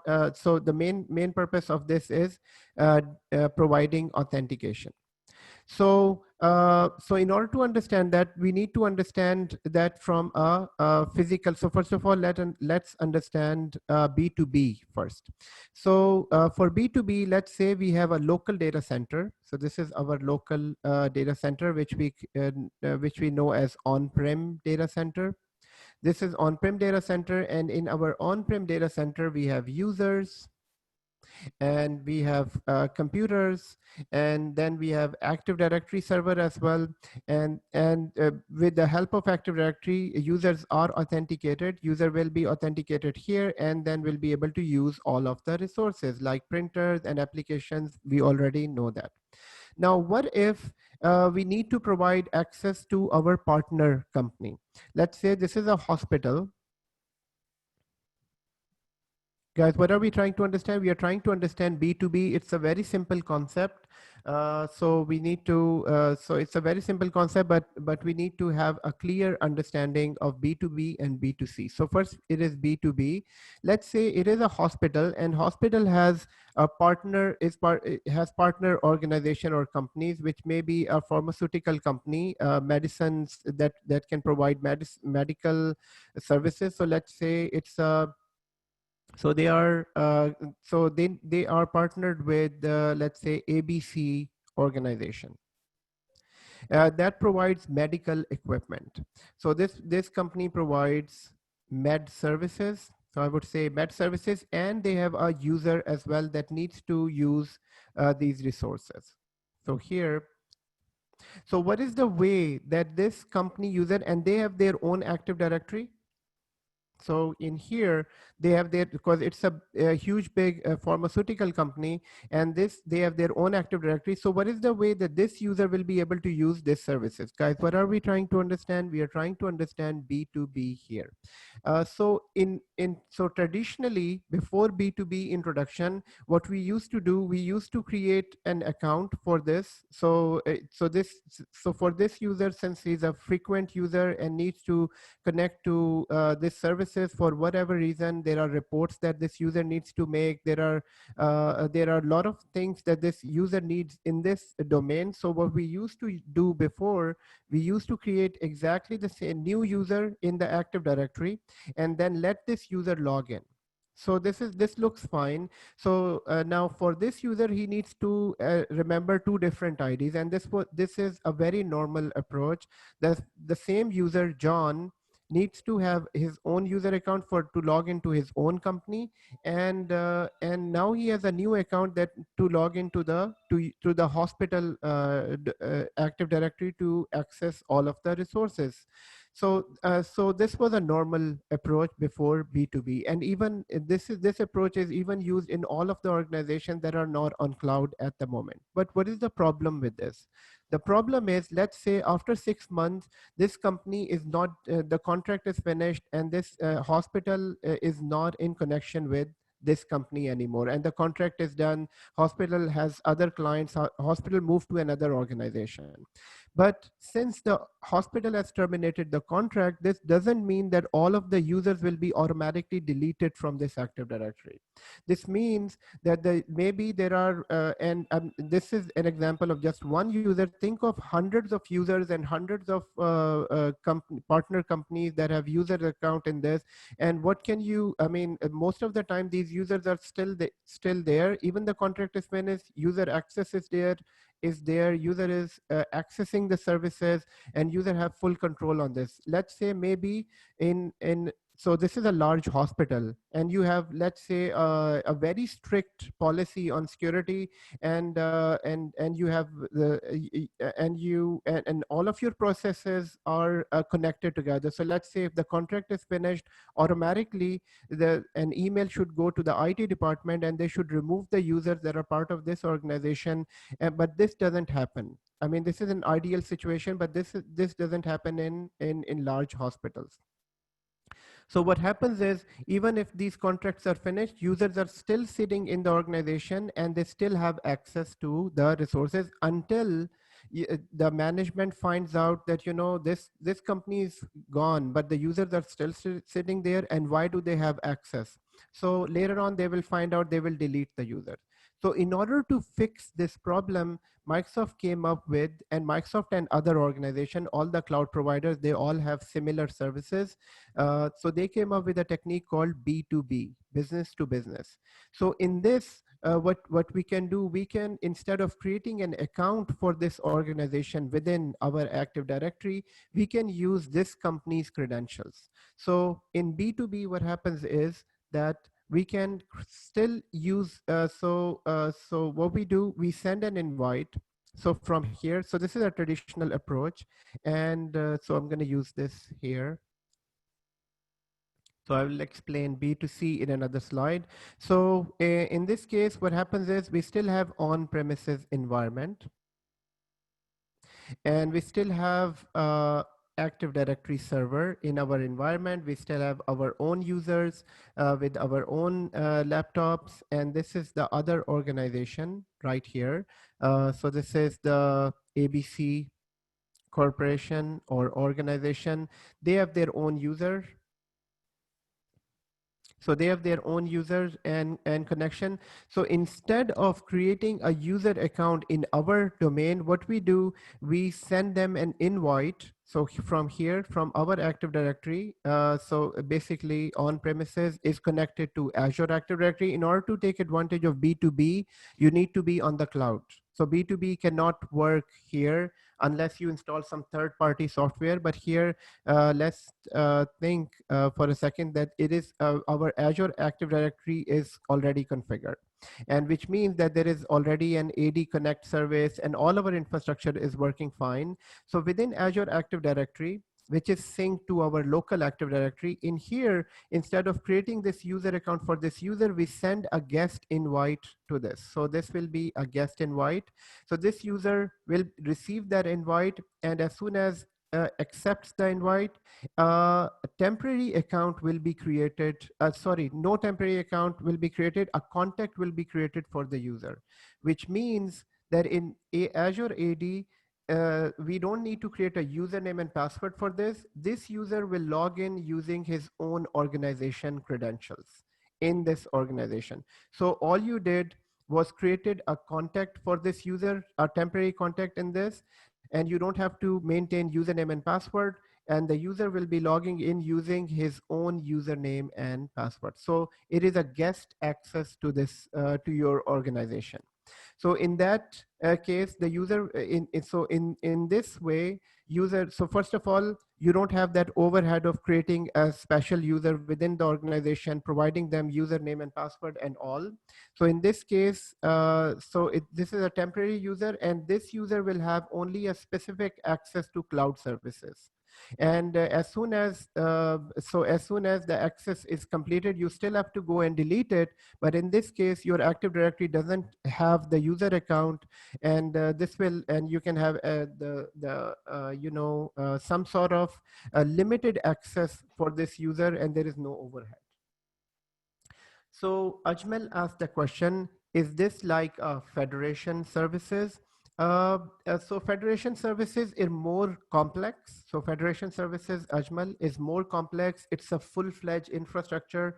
So I know that so most of the people won't know what is federation services here. So I'm not going to go into that detail. But federation concept, so I would say that it's a different infrastructure. But yes, if you properly understand federation services, it's in federation services, you have user account, then you have an infrastructure of 7 servers on both sides. So I mean, it's not like that. But in here, a guest user account is created. The idea is not to create user accounts for other organization into our Active Directory unless this user is a legit user for our organization. Okay. So this B2B connection will be automatically created as soon as he initiate as a guest user, or something should be done? Yes. So, I mean, to start with, you sent them the invite. So, I mean, we on the Active Directory side, we will create a guest invite and we send them an email. Okay, so you are invited to join to our domain. And then this user will use his own username and password and then join. Now, what kind of usernames, what kind of user can join to this? Even user can join it with a Gmail account, with any other account other than Microsoft account. Yeah, so that's what happened nowadays. So many things, if you log in, it says you can log in with your Facebook account or Gmail account or something like that. Exactly, just the Gmail account. So in this case, this is a Gmail account. And where do we create this type of user? So let's log into Active Directory, everyone. So here, so within Active Directory, so everyone log into the portal. So within the portal, when you are in the portal, you can need to open Active Directory. Let's open Active Directory. And so Azure Active Directory. So once you are in Azure Active Directory, now let's say I am about to give access to one of our partner organization, but I don't need to create an account. I don't want to create an account within our organization. So since it's a temporary organization, it's a temporary contract. So what we can do, we can go to users, and within users, we can create 2 types of users. There is new user right here, and there is new guest user. Now, new guest user, this is what B2B is.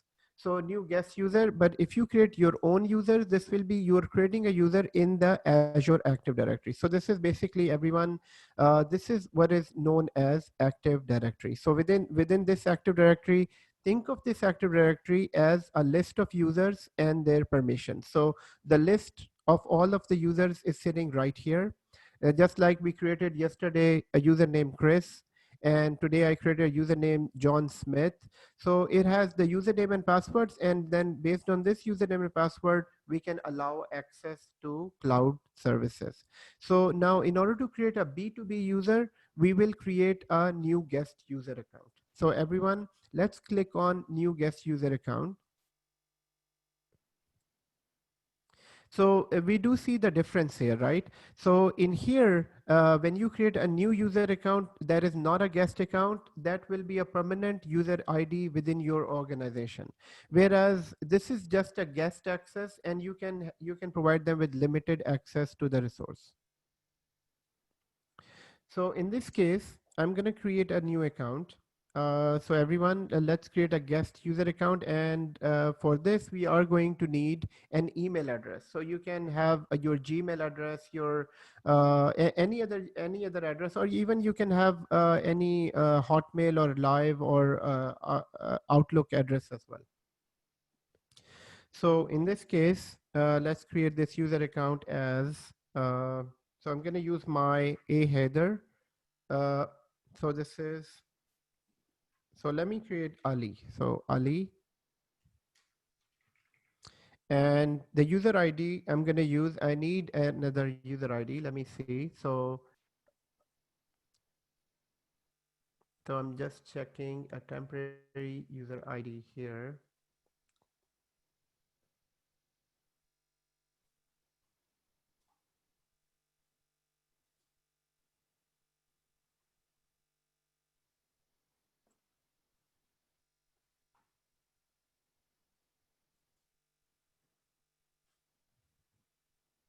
Or you can send an invite to your own, for this testing, you can send an invite to your Gmail account. Okay, so I have one testing ID.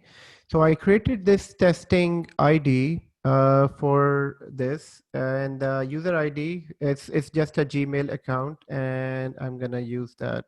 A lot of testing IDs here. So, and here,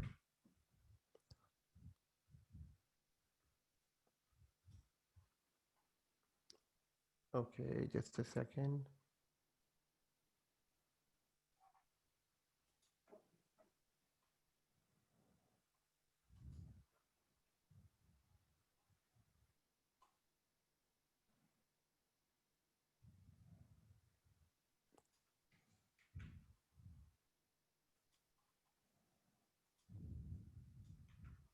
Okay, so it will send an invite to this user account, and I'm going to write a message. Please accept the invite. So now the email,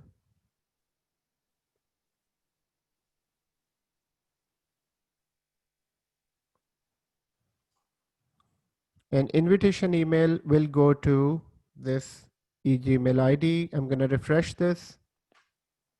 So this is like sending an invite to your partner organization. So this is going to the partner organization, and this is what the invite looks like.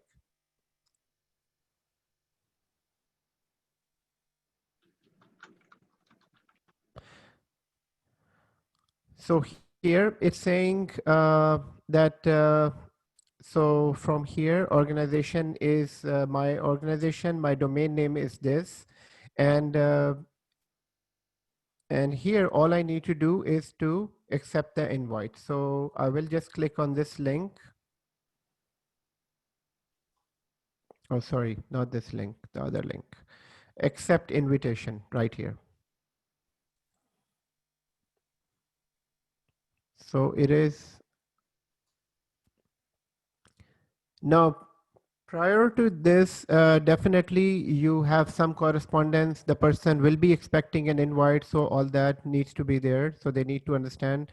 So here, sign out and sign in with a different ID. So I'm going to log in with my account on this.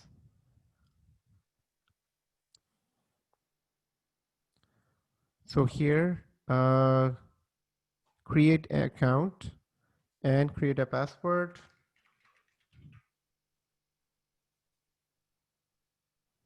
So now I will get a verification code in my email. And here is the verification code. So in this way, we don't have to create any account. The user created a contact, temporary account, guest account within. And to guest account in Azure, there are a lot of strict restrictions within the account. This is why we have two different type of accounts. So the local account in Active Directory has more access than the guest account. So here I just need to enter the code.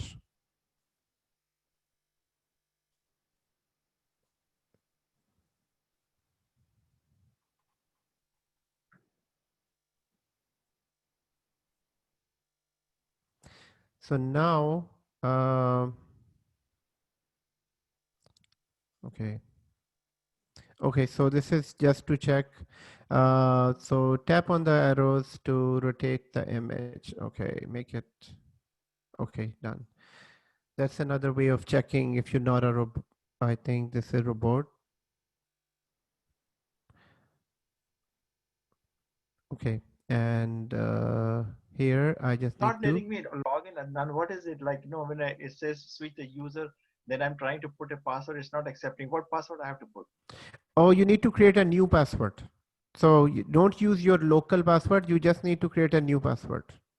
But it's not giving me option. It's just telling me to log in. So, okay. So you started with when you get the invite, Yeah. then which link did you select it? There is This an one? accept thing. Yeah, below there, that accept invitation. Yeah. Accept invitation.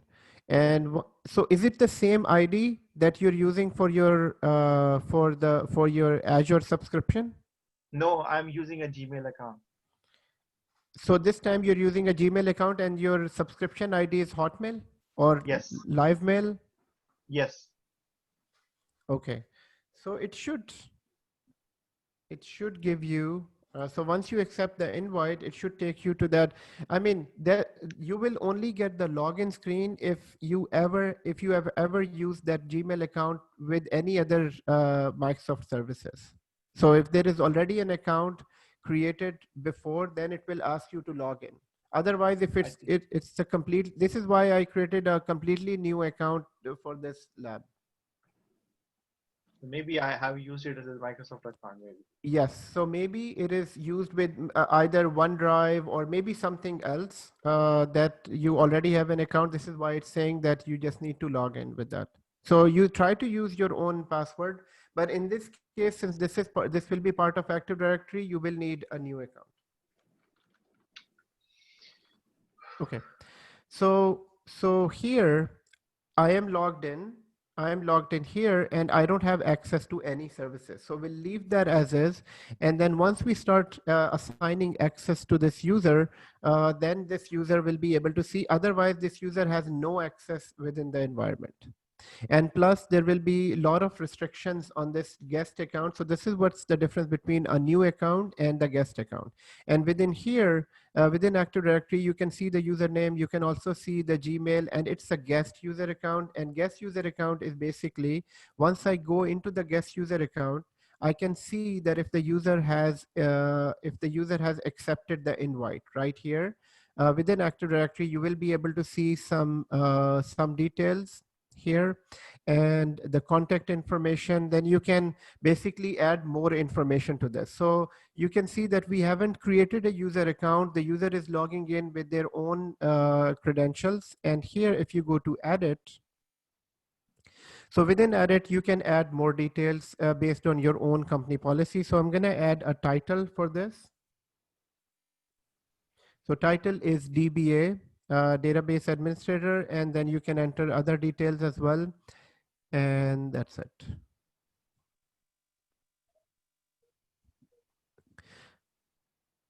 So going over this concept one more time here. So this is what is known as guest access Azure B2b. In Azure B2b, you're trying to avoid creating accounts within Active Directory that can linger on for long period of time without being deleted, even if the contract or the work is finished with that organization or even with that person. So Machpin is asking a question, can we change guest access to a member access? No, it cannot be. You will have to create a new account in Active Directory. And why is that? That why can't we just upgrade this user account? Actually, I've not seen that, but uh, but I'm 100% sure that you cannot upgrade a guest account too, because with guest account, there are a lot of restrictive access connected to the guest account. Instead, what we do in the real environment, if the user is a company user and HR approved it, then we create an account in Active Directory. Otherwise, we don't create an account in Active Directory. Okay, so so the next concept here.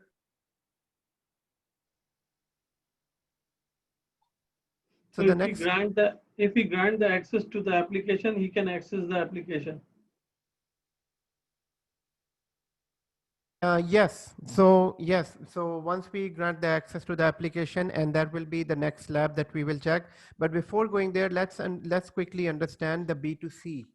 What is Azure B2C? Since we are on the topic, so Azure B2C is a little bit different from this. Azure B2C is not for this purpose. Azure B2C is a completely new directory service. Okay. So.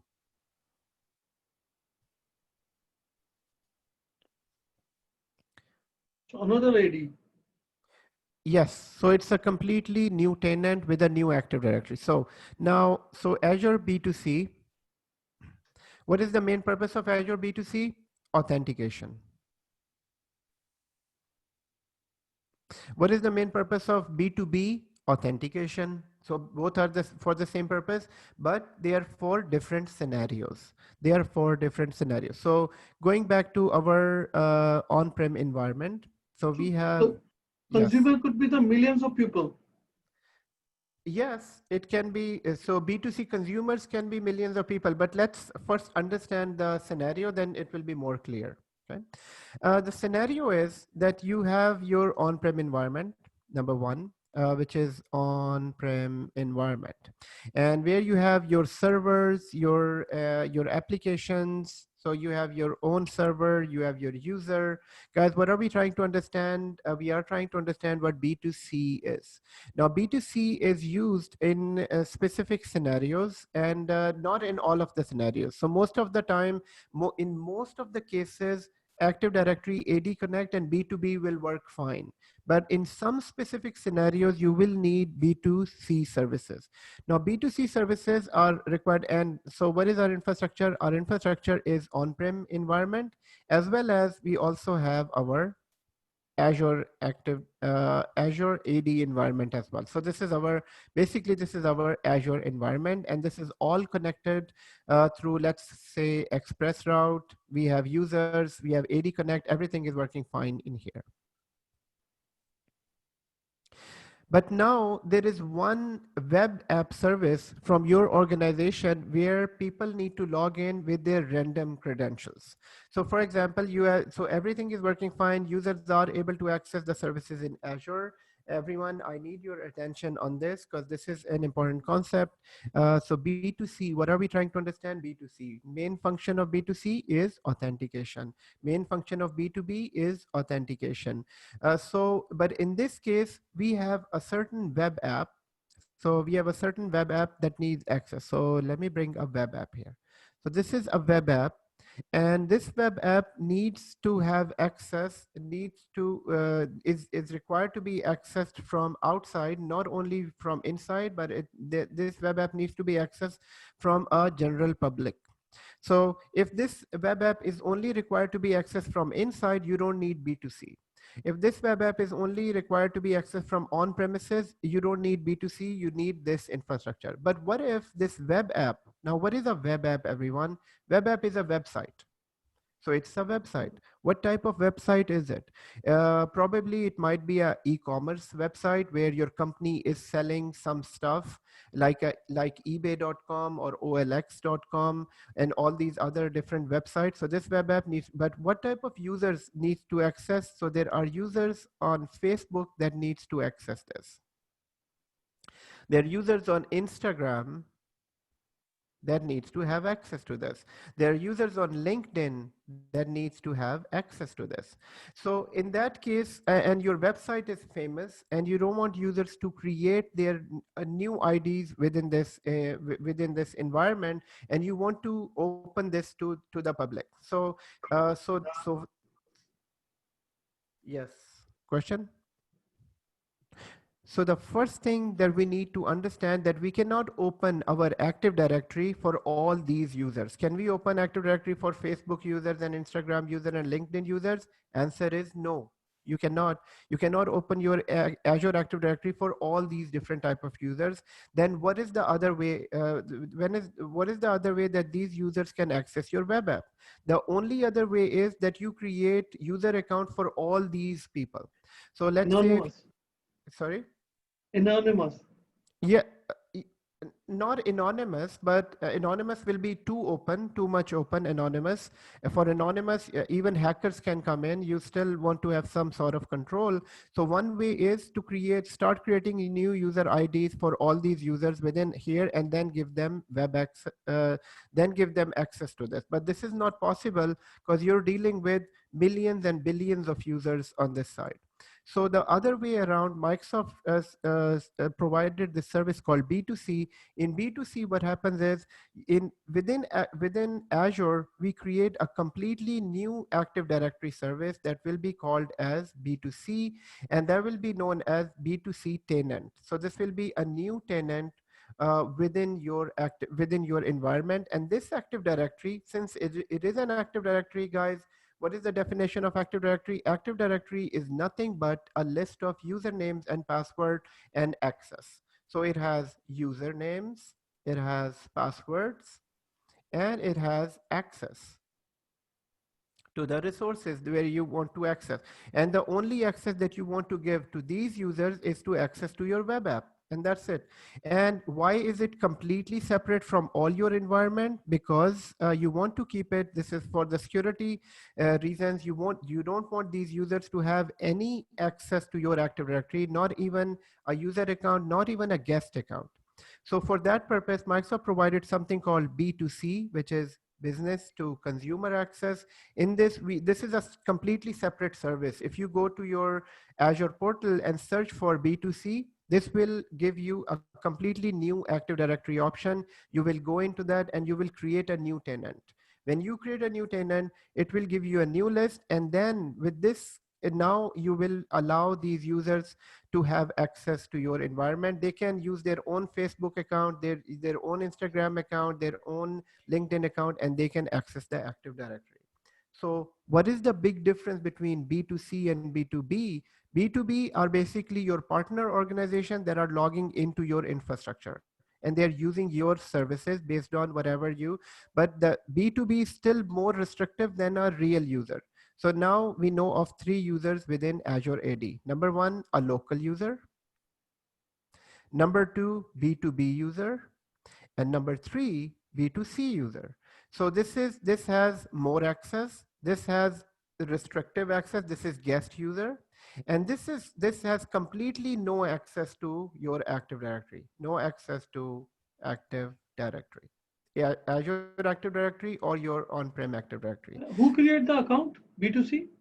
So B2C, we just send them invites and we can create the accounts within this. So, I mean, when you come up with a B2C tenant, and I will show you where that is, we create the account. Okay, so to answer your question, we manage it and we create the account.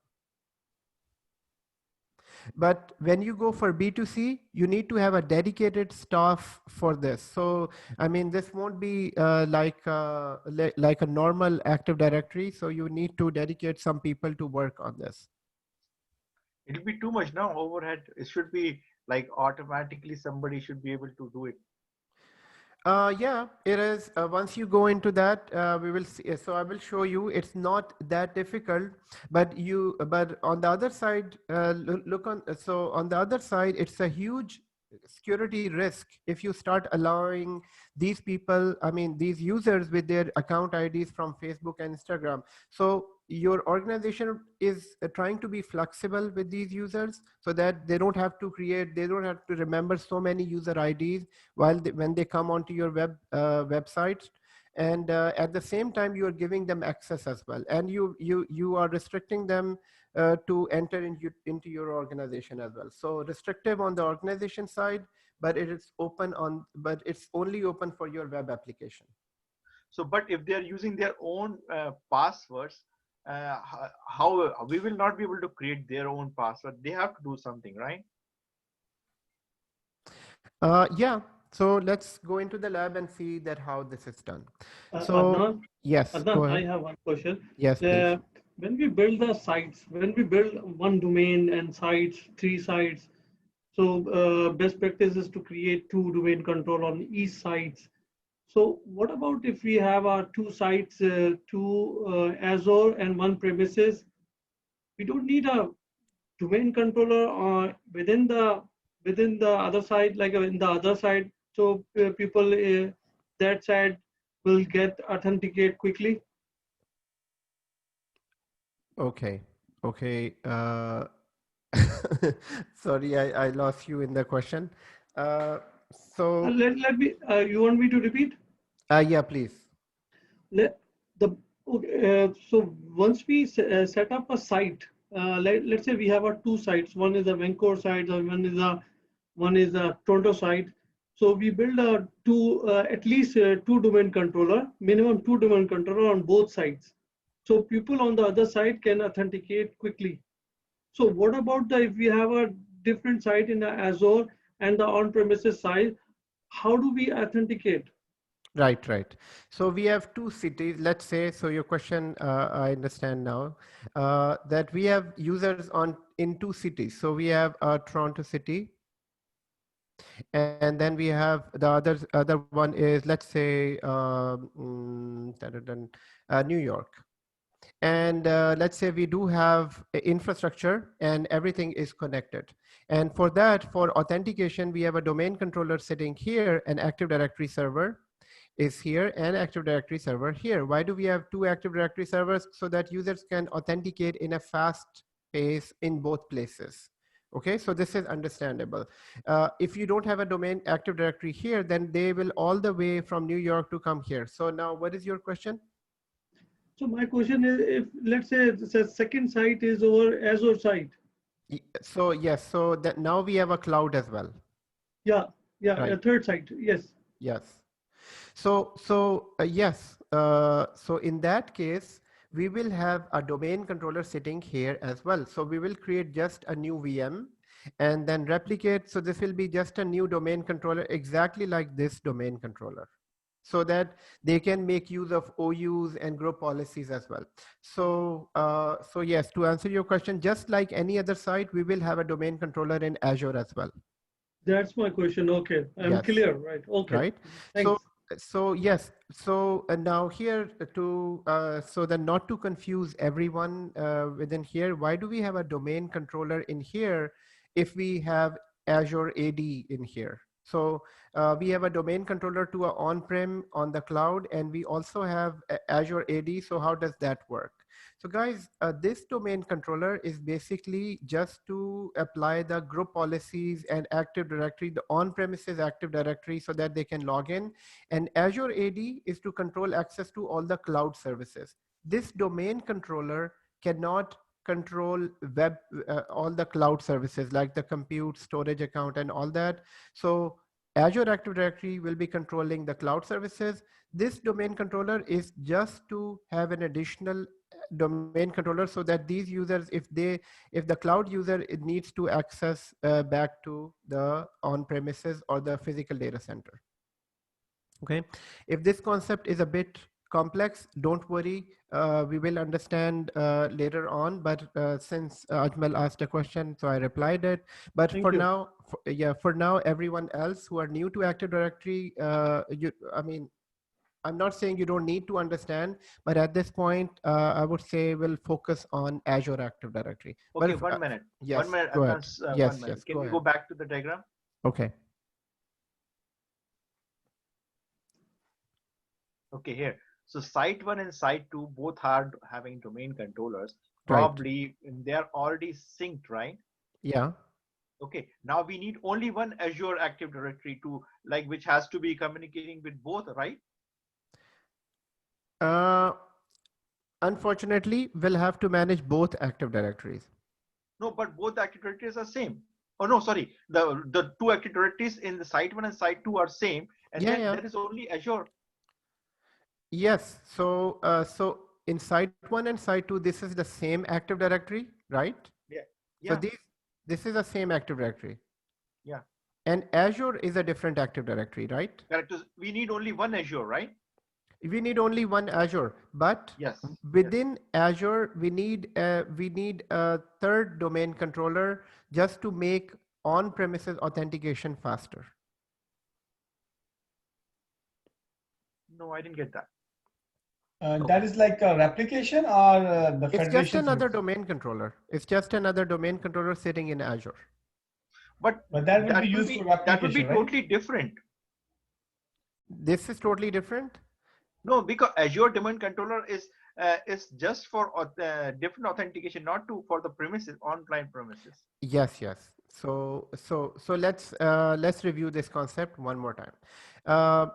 So I can understand the question. I can understand the confusion, and I know that right from the start when I started answering this question, I knew that this might create some confusion. So let me clear that confusion. Okay. So in order to understand that, we need to understand the very basics of the same concept. So let's say if I have just on-premises site, I have one domain controller, and then I have a cloud, and in cloud I have Azure Active Directory, right? Azure Active Directory is here. And then in order to connect both Active Directory, what we did, we added a service called AD Connect.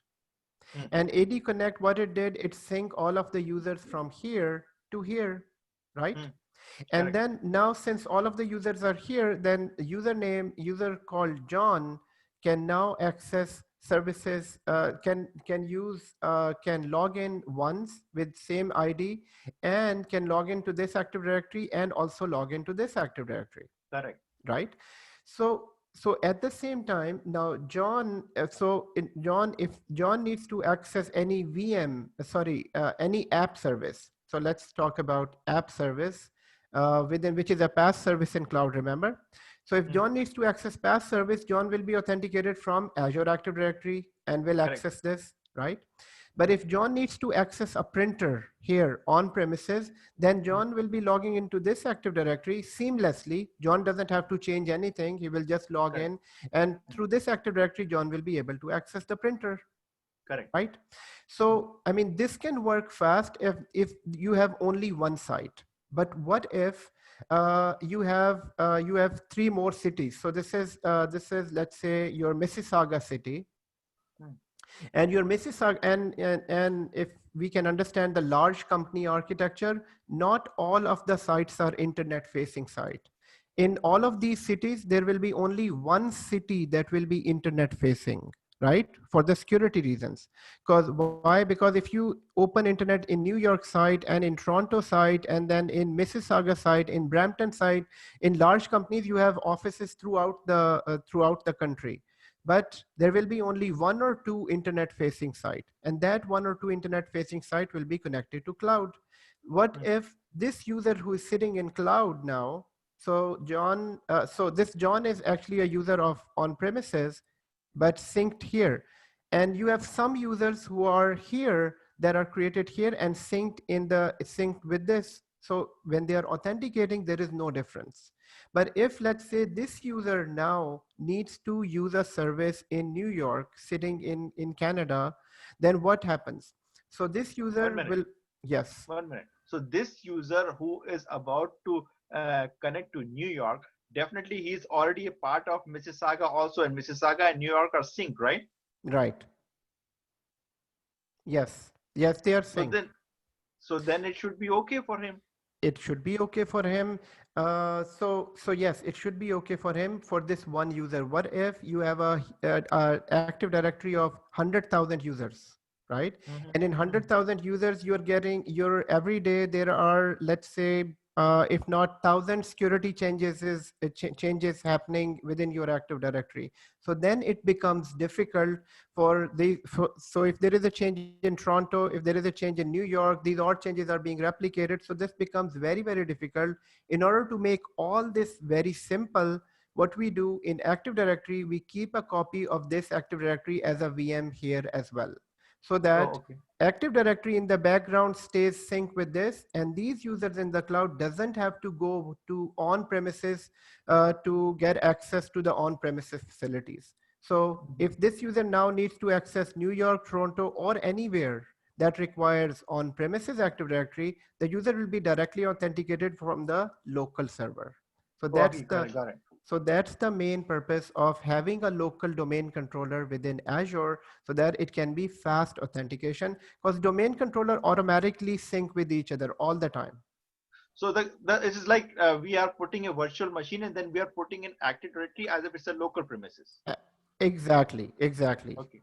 Okay. Okay, so this is a very normal concept within Active Directory, that you have to have a domain controller in every new site. So and Azure is a new site as well. Okay, so everyone, going back to and everyone who are new to the cloud environment, and this, I know there are few people who have been in as a system admin role, senior system admin role, and they have this question. This question were mostly on the architecture level.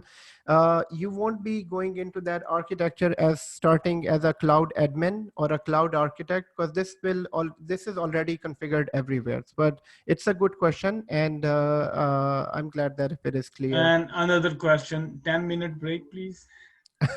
Oh, come on, man. 10-minute break. Yes. It's been how much time now? 1 hour. More than that. More than that. Okay. So since, I have to cover a lot. uh, So let's have 5 minutes break, and then we can have, if required, we can have another 5 minutes break. All right. Okay. Okay, everyone. 5 minutes break.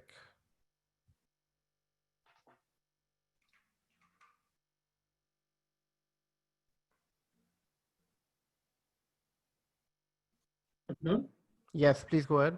The one you built, the cloud infrastructure, how many how many subnet in that side, how many domain controller you put it in? So we put just two domain controllers in cloud, just like all other major environments. So if it is a small site, it's a small company. I did a lot of migrations. The most recent was like 400 server migration. So we had two domain controllers there in Azure. Okay. And all migration through ASR? Yes, all of the migration through ASR, through Azure Site Recovery.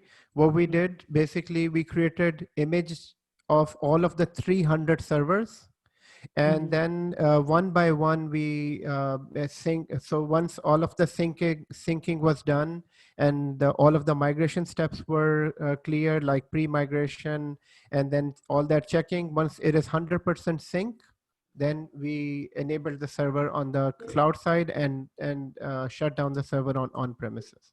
I did migration, like a cross vCenter migration. It is a online. It is nothing like a weekend. It's an online migration. Yeah. So cloud is like a online migration. There's nothing to break, or Yeah. So it's all online migration. So since we are in break, let me just give you this quick concept here. It's like a normal migration. I think you did a data center migration as well. yeah, We data did center. it together in IBM. Yeah, I was. You Yes. were part of that too. Yes. And we were just part of that small puzzle at that time. Exactly. Right? So we were just implementing some agents or something like that. Exactly. The TSM, what do you call TAD? Yeah. So yeah, I don't even ASCOM remember. and mom. They said remove them. Exactly. Yeah. Exactly. Remove the director and install the director. Yeah. So in cloud, it's almost the same thing. In cloud, this is the on-prem servers, and we need to migrate it to Azure. In Azure, what we do, we go into enable ASR, Active Directory site recovery. And we also need to configure a few things on the on-premises. Here, we need to create an agent server as well. So first of all, we do an assessment. So that is all part of this wizard. I would suggest everyone just go through this lab one time. I don't have a lab, but there are many labs available on YouTube. In order to fix that, you might have to spend like 9 hours on this, because it's not a simple connection. It's not a simple infrastructure. You'll have to build an infrastructure on this side as well. But what's the lab name? What's the lab name? There is no lab, but there are many YouTube videos. Yes, sir. Oh, for the ASR, okay. Thanks. Okay. Okay, so. Okay, Atif is saying 10 minutes break, please, after this. So that means that I have to continue after 10 minutes break. Okay. Okay. Okay. Okay, I'm going for tea then. Okay. Yeah, man, just freshen up. So like, okay. And there is only a few more minutes left. Okay, so 3 more minutes. We'll go with.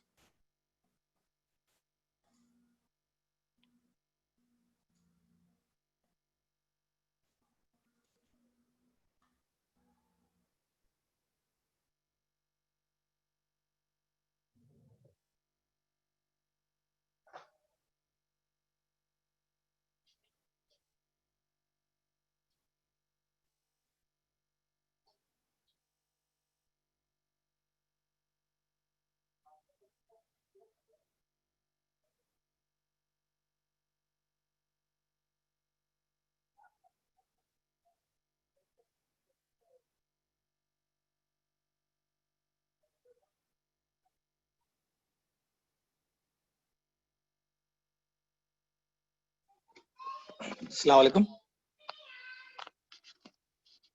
Adnan.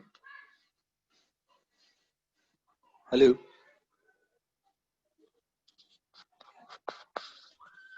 Hello. 1, 2, 3. Hello.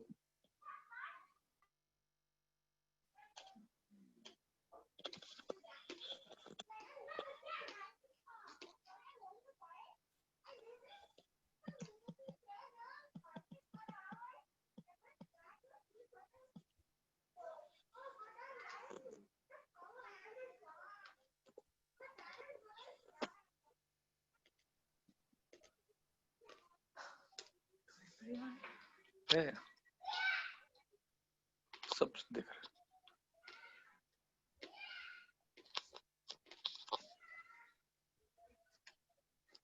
Hello. Assalamu alaikum. Assalamu alaikum.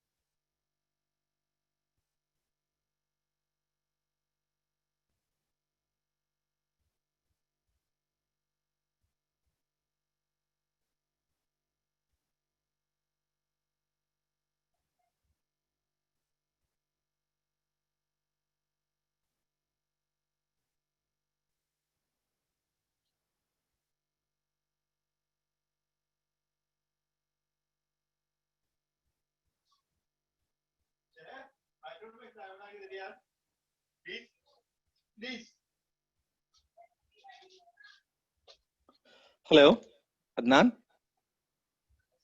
So something is wrong. Adnan साहब चाय पीने गए. Oh, Let oh, them minute break. Azim bhai ke साथ. Because he is so much into coffee. अमीन भाई तो coffee मांगते रहते हैं. अमीन भाई कहाँ है? Amin. I'm so sorry. Yeah, I forgot his name since last week, last 2 days. We didn't talk. Hello, everyone. Welcome back after the break. I have one stupid question. There is no stupid question. All are intelligent questions. I knew you were going to say that, but thank you. But when we're going to have this AWS class, this I believe, and I know that the Active Directory is also part of AWS and GCP too. Yes. Thank you. Yeah. It has its own directory service. It's not Active Directory, but it has a directory service. Oh, then name something else. Okay. Yes. Okay. Thank you. So you're most welcome. So Ria, okay, this was Riaz. And Majbeen asked a question. I wasn't clear with the architecture question just done. And Shakil, please explain that to me in our discussion group. Okay. And we started with the migration of AD on premises on cloud discussion. Did we complete? Okay. No. So this cloud, this migration question was from Ajmal, but here I'm going to park this here. And later because we are actually moving away from the topic and we need to discuss the networking and soft and storage as well. So Ajmal, I will take this up later on. Remind me later, maybe in AWS or whenever we get a chance, I will give you a full cycle of migration. So Okay. so later on, okay. So this requires, I mean, so okay, maybe we can dedicate one lecture for migration at the end. Okay. So going back to here. So okay. So where are we? Yes, so we were here. We understood Azure B2b, and we understood kind of the concept of Azure B2c. B2c concept we won't be able to implement in the lab because this will requires premium access. We need to create a tenant, and then we need to provide access to that. But I will try to create a video on this. B2C is read-only access. So Majbeen is asking a question, B2C is a read-only access. No, B2C is a full-fledged Active Directory. B2C in there, so within B2C, it is exactly like Active Directory. We can create users, but that Active Directory will be connected to the application. So so once in the lab, I will show you guys where to go in the in Azure portal for B2C. But the next important concept is conditional access. Conditional access is a type of access. So long time back, before Active Directory, I mean, long time back, most of the people used to work from home. So all of the users were working from, not working from home, worked from the office premises. So guys, how many people are sitting here in this class? So right after the break, we haven't had that quick attendance. Please type yes in the chat window if you're present in the class. Thank you so much. So here, everyone is back from the break, and this concept is very, very important. We are all trying to become cloud admin, and security is very important part of this. So if you have any questions later on, so I will touch all of the concepts here. And if you have any questions later on, we can take those questions as well. So I have Shakil, Riaz, Abdul, and Majbeen, and Ajmal, and Awais. एक बिल्कुल brief में छोटा सा B2C फिर से बोलें please. Right. So B2C is business to consumer service. Just remember that if there is a requirement of a web app that needs to be open to Facebook, millions of Facebook users and millions of Instagram users. So instead of creating guest IDs in your normal Active Directory, we create a separate Active Directory for social media for that particular app. And the key here to understand, understand is this, that B2C is only for specific application. If there is no specific application requirement, so for example, in this case, we just created B2C for just this application. If there is no requirement for this application for all these users to open, then there is no requirement of B2C. So, so far, what I've seen B2C working only for web apps or mobile apps. B2C is not for the storage account for authentication, not for any other services within your network. So it's like only for the web app, just like NLB, remember? NLB, network load balancing, for the, it was for the websites, right? So exactly like B2C is for this type of scenario and not for anything else. So B2C, now the conditional access is just like the word conditional access. We have normal access. So let's first understand normal access. Normal access is very simple. Normal access is you create a user account. User account needs an access to a printer. So how would you provide an access to a printer or access to a folder in your computer? So all you need to do, first of all, you need to have an ID within Active Directory. User will have an ID. Then on this folder, you will add, so let's say this is Mr. A, and you will go into the permission of this folder and you would say Mr. A has full access on this folder. So you will, so how many things are involved? Number one, user. Number two, login, Active Directory. Number three, folder access, right? So only three things. Once you do three things, user will be able to access this folder. So, so this is a normal access. Now, what is a conditional access? In a conditional access, we can have a condition that user has to be in a certain location in order to access this folder. So that's what conditional access is. Why do we need a conditional access? So in the permission, so how many things do we need? We needed a user account to log into the folder and also the permission. So first one is user. We need, second one is authentication, which is Active Directory. And the third one was permission, right? But in conditional access, we have more type of access, since now many people are working from home. They're accessing the environment from home, from remote users, from remote locations. So in this, now we can have in Active Directory saying that if the user is accessing this folder from a smartphone, don't allow access. So conditional access is to restrict access from certain devices. So from certain devices and from certain locations. And so this is what the conditional access is offering in addition to normal access. In normal access, you cannot restrict someone that if someone is accessing this folder from a smartphone, don't give access. So conditional access is if we need that extra type of selection when providing access to someone, we use conditional access. And I will show you how this is configured. Now, the next one is identity protection. Identity protection is when the user is so this is used when this service is basically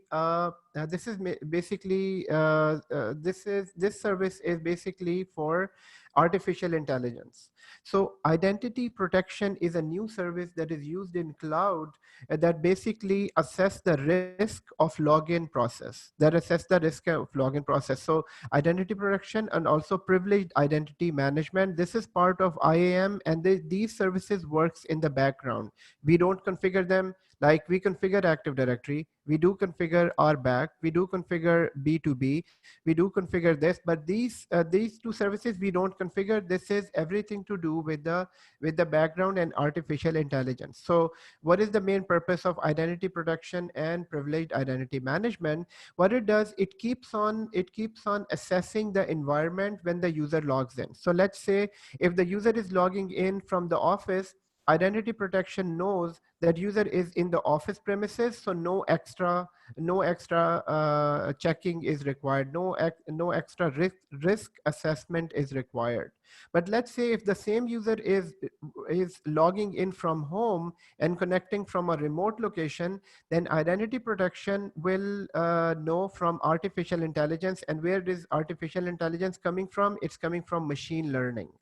So it's basically a machine learning service. What is a machine learning service?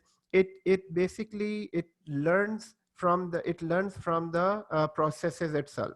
So if the user is coming from here, the system will know that there is a risk that since the user is connecting from internet, now we need to apply conditional access. So in this case, the user has to go through conditional access because identity protection process identifies that this user is coming from outside. Now this user will go through the conditional access process and not the local process. As opposed to if the user was in the office, then it doesn't have to go through the conditional access. Why? Because user is already in the environment.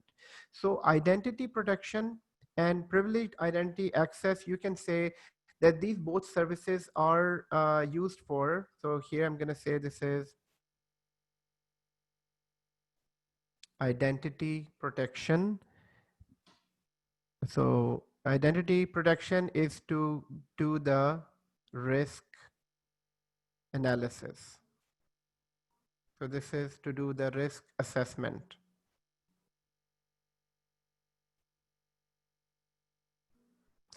So, and how is it doing the risk assessment? By using the machine learning and artificial intelligence. And you can remember an example. Example is if John is logging in from office, he doesn't need conditional access. But if John is logging from home, then identity protection would say that he needs to go through conditional access. And what is in the conditional access? Conditional access is if John is in a certain location, let's say John is in New York and accessing the network, he shouldn't be given access to the folder.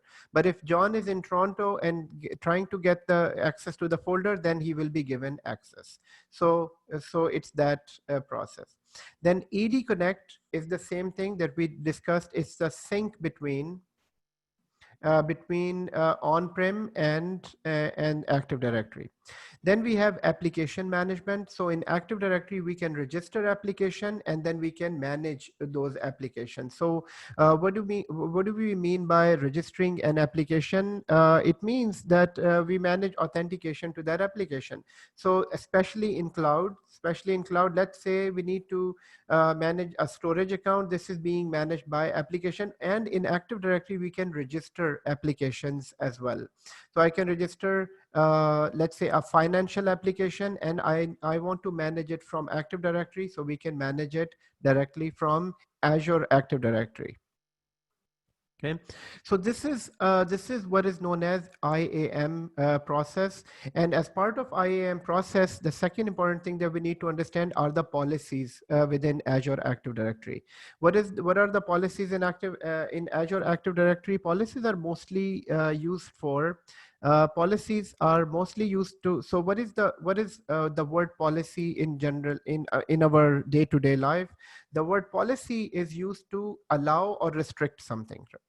So allow or restrict.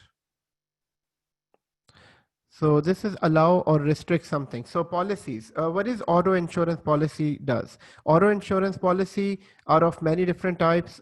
We have auto insurance policies like full policy, comprehensive policy, I mean, all these different policies are different, different, what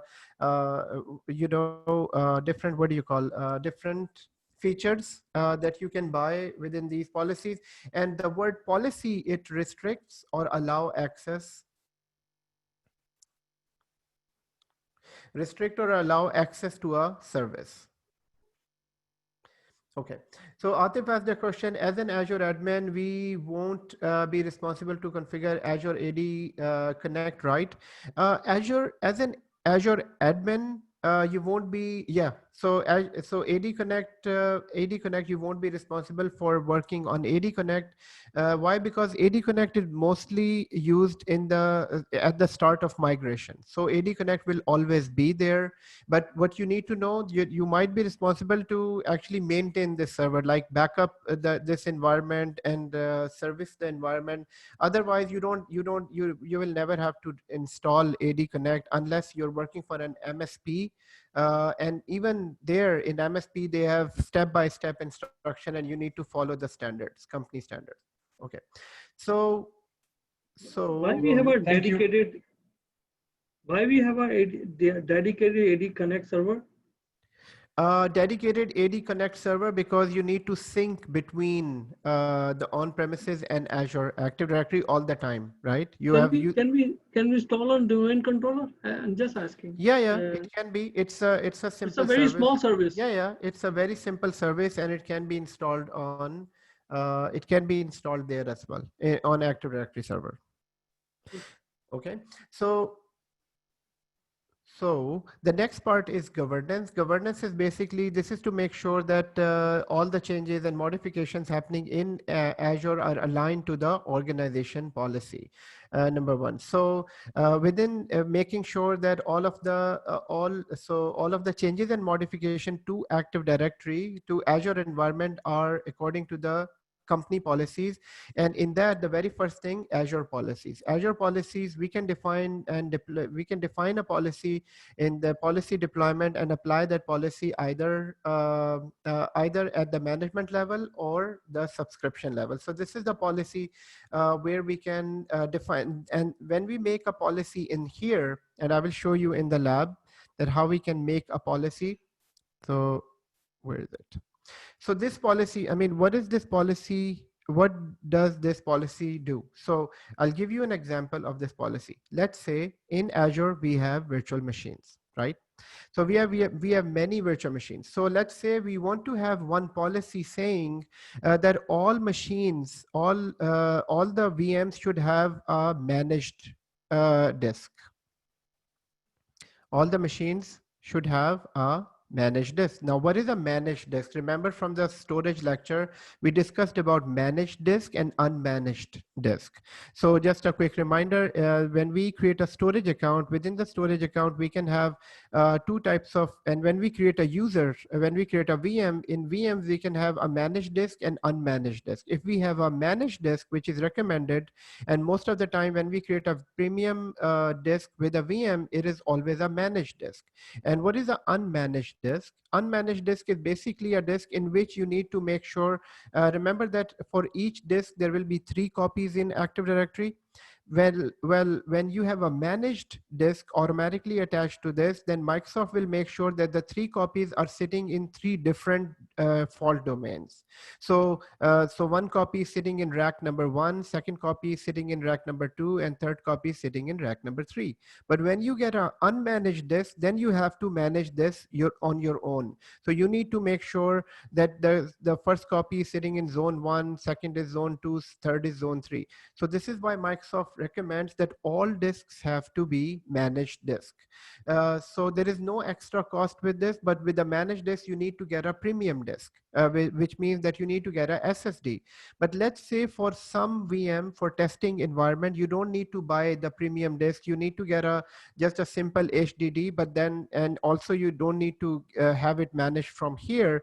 In that case, you can go for unmanaged disk. So the question that why do you, so if Microsoft recommends to have all the VMs with managed disk, then why there is unmanaged disk? This is for just your dev and test purposes. Let's say in Azure, we need to have a policy. We need to have a policy saying that all VMs, production VMs, should have a managed disk with this. So we can make use of Azure policy. We can go into Azure policy and we can create this one policy saying that now all the VMs should have managed disk. Let's say this has a managed disk, this will have a managed disk, and this has an unmanaged disk. So within when the policy will run in the security center, you will see an alert saying that there is one VM with the name VM1 and it has an unmanaged disk. So this VM is not compliant. So this is what this policy is about. And in Azure, there are predefined hundreds and hundreds of policies, just like in the real environment, you have group policies. 100, and all you need to do, select a policy and then apply it to your environment, and apply it to your environment, and then it will show you the result of the policy, that if the machine is compliant or not. Okay, so this is called Azure policy, and in the lab I'm going to show you how to create a Azure policy. It's not very difficult. So guys, from this point on, so we have 1 hour left, and this is all being recorded. So I will do the lab just to show you, because if I don't show you the lab, I mean, you can understand the concept, but if you see it in practical, that will be actually better understanding. So if you're not able to follow me, just please keep looking at the screen, because I will be showing you all this, but if you can follow me, it's fine. Otherwise, this is being recorded, and I will be sharing you the short lab videos as well on this. Okay, so now I'm going to give you a demo of a policy. So policy is that all of the VMs need to be compliant. So all I need to do is I can go into Azure, and actually I can go into policy. So there is something called a policy. So so in this section, you will see all of the Azure defined policies, and I still have to go back to Active Directory and show you few things there. But since we are on the topic, Azure policy, and remember that in Azure, we need to define a policy saying that all machines has to be compliant. So here, first of all, it is showing us that 96 of our environment is compliant. Why? Because there are not too many policies here. There are, and some policies and some policies are by default policies in here. So depending on your own, based on your own subscription, there are some policies that are applied and other policies we can apply. So if you need to see how many policies are there in Azure, we can go to definitions. So here you can go to definitions, and in definitions, it will show you all these different type of policies. So you can go down. There are many, many different policies here. So, and here you can select any policy. Now, how do you know that which policy needs to be applied? Guys, this is basically a job of security team. The security team would let you know that, we need these policies that needs to be applied. So this is not our decision. This is for the security team to decide. But here on this side, you can see the category.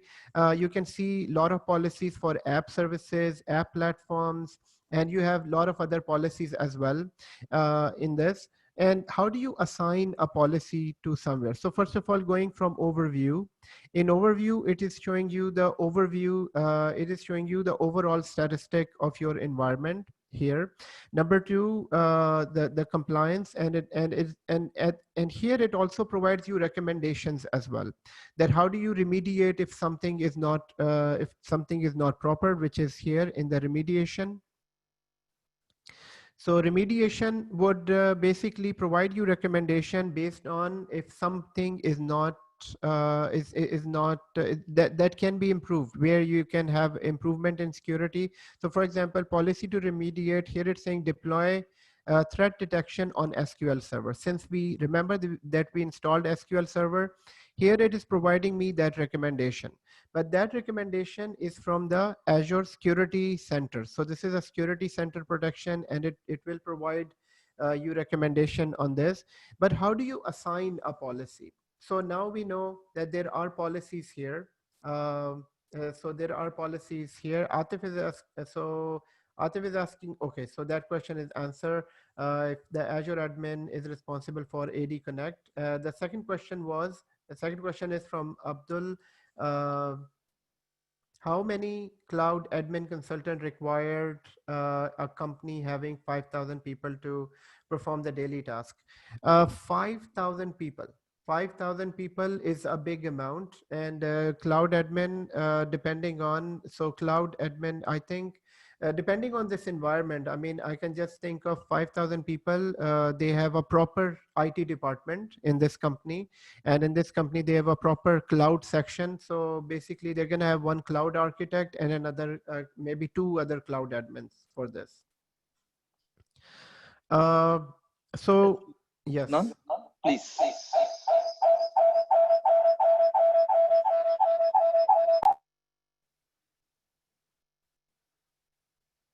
Go ahead, I'll come back. Okay. You know why you're getting the echo? Because the mic is on your laptop and your phone as well. So probably, maybe you can just mute one of the mics, then it will work. Okay. So now that we know that policies are all sitting here, so how do you apply this policy? We can go to the assignment. We can go to an assignment, and here, let's say few policies are already here. Audit any changes on the VM. This is one policy that is applied to this subscription, and policies can be applied either on a, so only on 3 levels. Policy can be applied on subscription, on a resource group, or a management group. So here, I'm going to write here, policies can be applied to, so policy can be applied to management group. Remember that on top of subscription, there is a management group and a subscription and a resource group. Can you show us a management group? Yes. Anyone remembers where have we seen the management group? I'm just checking that if you guys remember.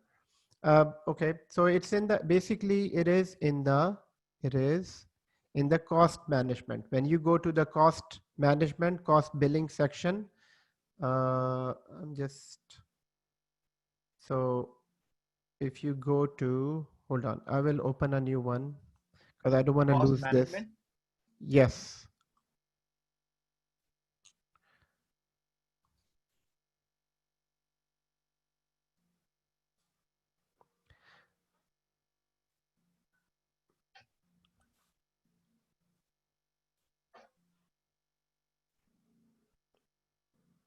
Okay, so right here we have,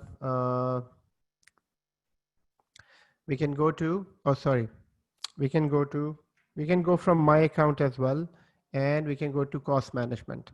And within the cost management, here are the management groups. So you can configure management groups from here, and then you can, if you have multiple subscriptions, then you can manage your subscription right from here. Okay. The policy, we were looking at the policy, and so quickly let's look at one of the policies here. I'm going to go back here. So we can assign a policy by going to assign policy. So once I'm here assigning a policy, from here I can say I can have a policy first of all on subscription level. So here I can see the scope. The scope is subscription or the resource group. I don't have a management group. That is why it's not giving that option. If we would have management group, then it can give that option. Let's say I want to apply that on IT department and select.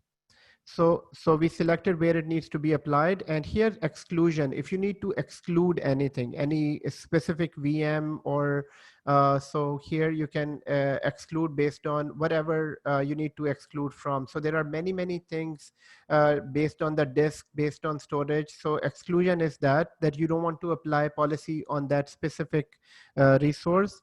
But otherwise, here you have a policy definition. So here you need to select that which policy you need to apply. So there are total 433 policies here. And who will dictate that? Security department will dictate that. But for now, for testing, here you can say Azure backup should be enabled on virtual machine. So let's say if this is a policy that you make, if I make this policy here and select just this one policy and then select, so this policy, and here you can say a description, and here you can say, should it be applied now immediately? Yes, it can, or you can keep it disabled and then you can apply later. So here I can say no, apply it at the moment, right now. So in the next here, it is, so audit if not exist. So here, these are different things that you can disable or you can audit this policy. And the next one is, what do you want to do when to remediate? Let's say if it finds a VM that is not compliant, then what do you want? Then what do you want to do? Here you can create a managed IT, and then you can attach a complete process to this. But here you need to, this will require some scripting as well. So, I mean, in order, let's say a VM is not backed up, then what can you do? So in that case, you'll have to write a program so that that extension, the backup extension is installed on this one, on that machine. But remediation requires planning and designing before applying this. I mean, it's not just like you just click it and it will just start doing it. But here, in this example, we are just created a simple policy, and I'm going to create this. 1 minute. I'm sorry. Yes. Sorry. Can you go from the beginning, from the basic, please? Sorry. Okay. Okay. No problem. So what are we doing? We are assigning a new policy. And what is the policy? The policy is simply saying, so going back, the policy is simply saying that flag the VM if it doesn't have a backup. So policy is essentially saying that all VMs needs to have a backup. If we have 10 VMs and 2 have a backup and 8 doesn't have a backup, then in a security center and in the policy compliance, it will show us that all these VM doesn't have a backup. And so that's why these machines are not compliant. So that's that simple. Okay. So once we select, and have we done any scripting for this? No, this is a predefined policy. We don't have to. Can we create our own definition? Yes, we can create our own definitions, and I will show you from where, but that requires scripting knowledge. And let me enable this policy first. So now I have this policy right here. And this policy, which is this one, this is the policy. And within this policy is applied. And if I go to a compliance sometime, I mean, we know that we have two machines. One is logical server that we cannot see. And we have another machine that doesn't have a backup. And here it says 0. Now, most of the time in real environment, it will take around 24 hours to run this complete and then come up with the detail. But here we'll just leave it as is, and we'll see that if this can detect that our machine doesn't have. And then here in here, we will see non-compliant record. Now, can you create your own policy? Yes, you can, by going into definition and going into, you can create it. So here, yes, policy definitions. Here, we need to create a new policy. Yes, go ahead. Yeah, I'm sorry. Sorry about earlier. I had two-part question. One is on these policies, where I come from, retail or sourcing and procurement, the higher management gives you a task in terms of such something as a terminology, right? Like you said, for so and so we have this policy. Right. Will they tell us exactly by a name, or we have to go find which policy goes with what? Yes. So a good question. Let's say we get what do you call, an instruction from our management that we need a certain policy. Let's take an example in this case that all VMs have to be backed up, or maybe any other policy. Then how do you create a new policy?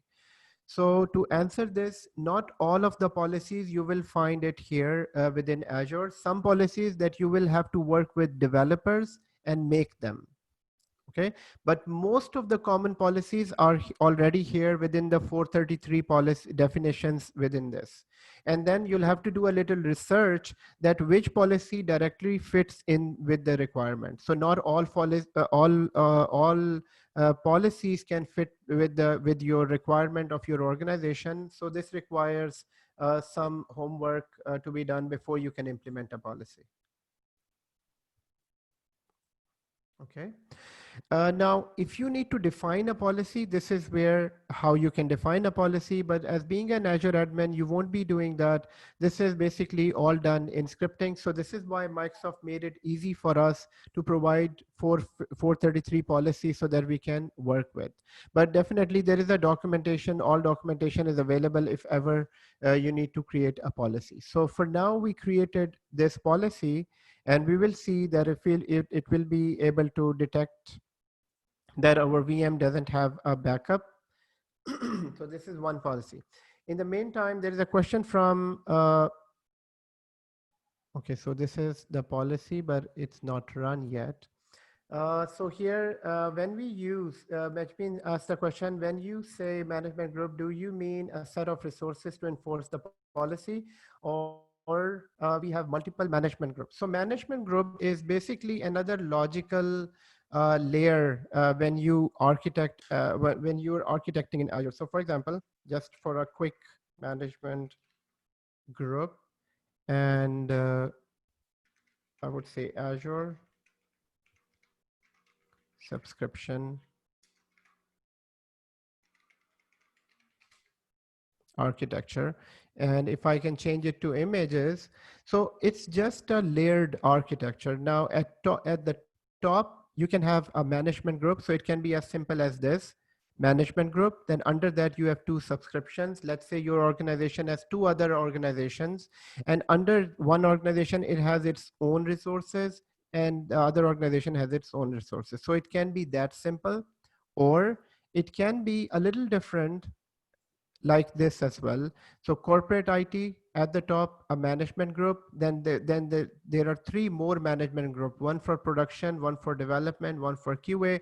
Then under that you have different subscriptions altogether. One subscription is for your mission critical application. The other subscription is for your data protected data, and then you have non-production. So it's just to make it more managed hierarchical view of your organization. In this way, you can manage your organization, large organizations. We need 130. Okay, so here, okay, so Ajmal's mic is open. Okay, I'm sorry. It's okay. It's okay. I know you're saying it's not yet time. I think kids are maybe anxious to go onto internet or something. I'm just kidding. Okay, so guys, here governance, Azure policies here are. So this is one thing, that Azure policies. Then we have something called security policies as well. Security policies are guest configuration, guest security policies. They are used to make sure that right settings are on or are on all levels. And I'll show you where the security policies are. Security policies is basically part of security center. So this is part of security center. This makes sure that the OS is compliant. So the Azure policy makes sure that complete Azure environment is compliant, whereas security policies make sure that the OS is compliant. So which means that this policy will dictate, so here I'm going to make it that OS has proper antivirus, and it has other important agents like maybe a backup agent, maybe an update service. So it has, so this policy will make sure, this is an internal to a VM policy. So this is part of the security center. Then we have guest security configuration, which is guest security configuration is also used by this, which is part of the security policy. And then we have locks here, and locks, we already know that we can put a lock on a resource. Let's say on a storage account, we can put a lock on this, saying that there is a lock and people cannot accidentally delete or modify this. And we have seen that previously in the beginning. So this is governance. And then, so main part of the security of Azure are these things. So this is new to us, but rest of the things that we already know within the network security. So when we were in the networking lecture, we have seen that there is a DDoS protection on the network layer. Then we have a Azure firewall and resource firewall. Then we can also secure the network using the NSGs and ASGs. We can also use a service endpoint policies. Service endpoint policies is basically especially for the purpose of a connection between the endpoints. So service endpoint policies. Okay, just a second. So remote access management. DDoS protection. DDoS protection. Anybody remembers DDoS protection? And denial of service, something like that? Distribution denial of service. What is the main purpose of this? Okay. Yeah, please go ahead. Your ransom or some attack. from Yes. outside. So which means that DDoS protection, it protects you from from applications that are basically flooding your pipeline, flooding Like your brute internet force connection. attacks. Yes. The brute force is different attack. Brute force is mostly referred to a password attack. It tries different password, but DDoS is basically an hacker sitting here or hacker application. They will clog your complete internet pipeline so that Oh, even okay, right, okay. legit service won't even get into your network. So for that, Microsoft provides DDoS protection. There is two types. There is basic type of protection, and then there is standard. Basic is basically available by default, but standard you need to buy. Then we have Azure firewalls, we have NSGs, we have service endpoints. Service endpoints is basically used for a connection between IaaS services and PaaS services within Azure. So what does that mean? That means that let's say if there is in Azure, so what are we trying to understand? Service endpoint, everyone. If there is a VM in Azure, and that VM needs to be connected to a web service. So web service is PaaS and VM is IaaS. So how do they connect? So normally web service is being accessed through a public IP address. Remember when you create a web service, we select a public IP address with this. So if VM needs to connect, if I'm here and connecting to this web service, so what happens is I have to go outside and then come back into the network. So, but service endpoint services and policies make sure that if the resource is available inside the cloud and you are inside the cloud as well, then it will make sure that it is internal connection is used. You don't have to go outside and then connect to the web service. It will make sure that the inside backend network will be used to connect this VM to the web service. So this is what service endpoint policy dictates that, and this is part of network settings. Okay, then we have remote access management. Remote access management is RDP access, that how do you connect to and Bastion and all that different type of services. So initially, essentially in remote access management, there is RDP service and the Bastion service. Storage, in storage account, we have storage firewall. Remember that where you added the ID for the storage, and then we have access keys and we have SAS keys as well. So access keys, full access to the storage account, SAS keys for the granular access to the storage account. Then we can use Active Directory integration to the storage account. This can be done within the storage services as well. Remember that we added Chris to access the storage, just like we added Chris to access the database as well. And then we have encryption in the storage. So remember, for the word encryption means that everything in the storage account is automatically encrypted. Nobody can hack into the storage account. Now, what are the services in storage account? Storage account has blob storage, remember? And then we have file share, we have queues, and all the data that is sitting on all these storage is encrypted by default. So it is encrypted by default within Azure. So here, yeah. So just looked at the chat, and it's a good example Managemant shared that if you have a DDoS attack in your on your network, then not even the emergency services can enter your. I mean, you cannot have even the legit traffic flowing into your network. And ambulance is a good example, especially when people block everything, even the emergency lane as well. Okay, so the next is host security. Host security is VM endpoint protection, and then update management and disk protection, which is essentially the antivirus and the defender services, the extensions that we installed on the VMs to update the environment and antivirus and these. So endpoint meaning that your VMs OS, which is similar to, so this is here the policy, but here these are the services that will be installed to protect your environment. In data security, we have SQL. We have seen that yesterday that we have advanced data security within SQL. We have encrypted. Everything in SQL is encrypted, and encryption in transit and REST as well. Remember that there is a transport encryption service within SQL. Excuse me. And then we have Key Vault as well, and security for Cosmos DB. So, I mean, which means that all of the services, they have their own security services attached to this here. And then application security, that involves SSL and TLS. So SSL, we know that it's a certificate service to protect the communication to your website. Like when you access a bank, everything is encrypted. How is it encrypted when you access a banking website? Because it is protected with SSL certificate. Meaning if hacker needs to hack between you and the bank, they cannot, because it is protected with SSL.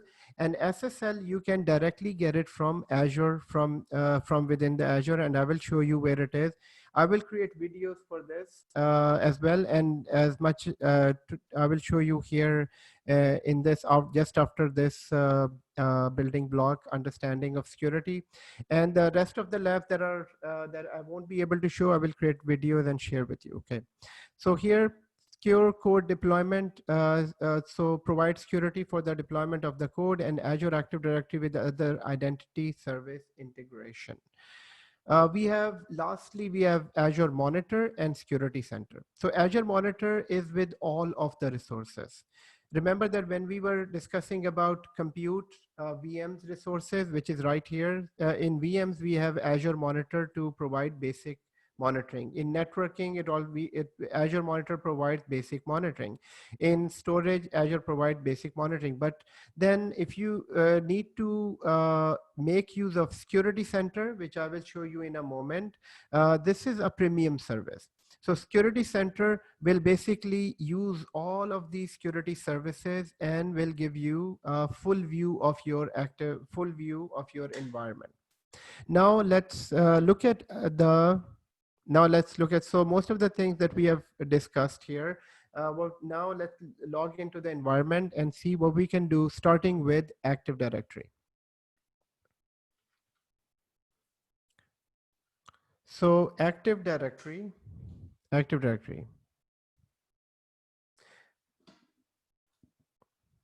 So first of all, what is an Active Directory? Active Directory is an authentication service. What is the main purpose of Active Directory? In Active Directory, basically we create users and then their password and then give them access. So, so first of all, let's go into Active Directory right here. We can create two types of users, and we have already created two types of users. We have created an Active Directory users, which is Chris Green, and today we created John Smith as well. If you haven't created, you can create it just for practice, but we can work with Chris Green, and we can work with Ali Khan. So Ali Khan is a guest user, whereas Chris Green is a full Active Directory user. What can we do in here? We can reset the password. We can delete the user account. We can also go to the user settings and see what we can do here.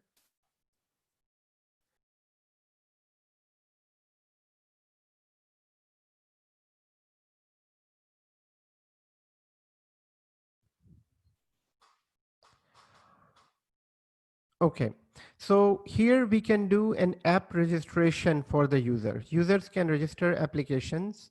I mean, if we don't allow, user won't be able to register to any application. So what is this application? So if the user has an application, wants to register using this account credentials, I mean, let's take a simple example.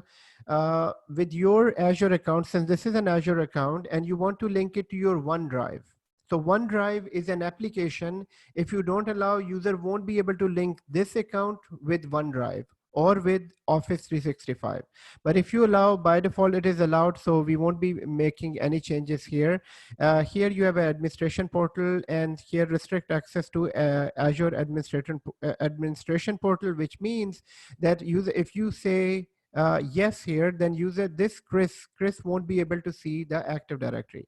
But if we don't, but if by default it is no, which means that everybody can see Active Directory, right? So let's go into this here. So when we logged in, so we created Chris yesterday, and now I'm logged in with Chris. So what can Chris do within this subscription?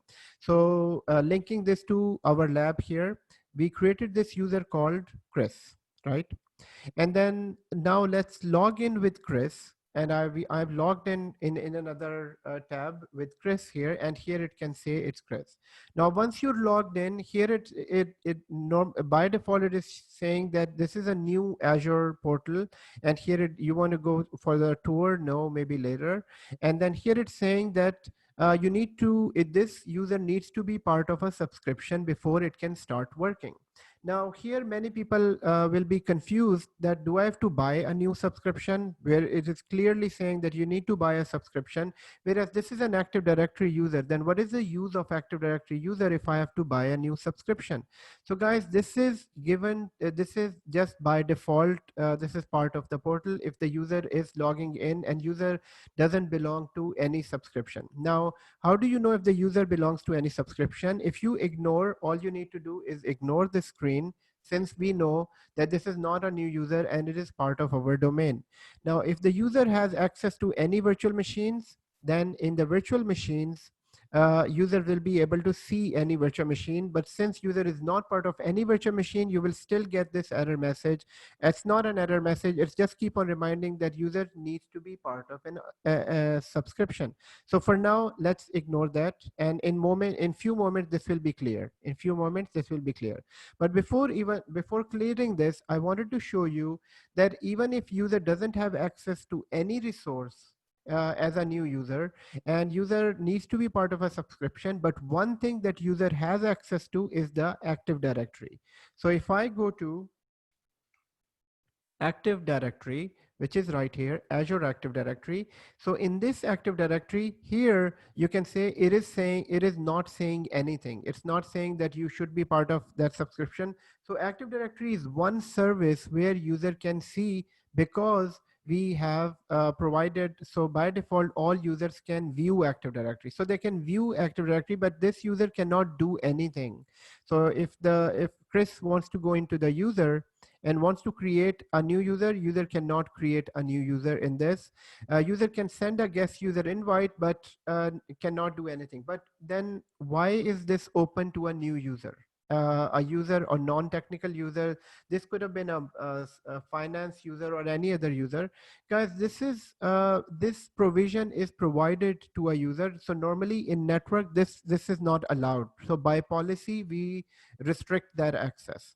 But since this is a free subscription and we are creating this for test purposes, what Chris can do, Chris can create his own Active Directory for testing purposes. So Chris can go here and create a tenant for himself for training purposes. So Chris can see how Chris can then, so once the tenant is created by Chris here, then Chris can have his own Active Directory.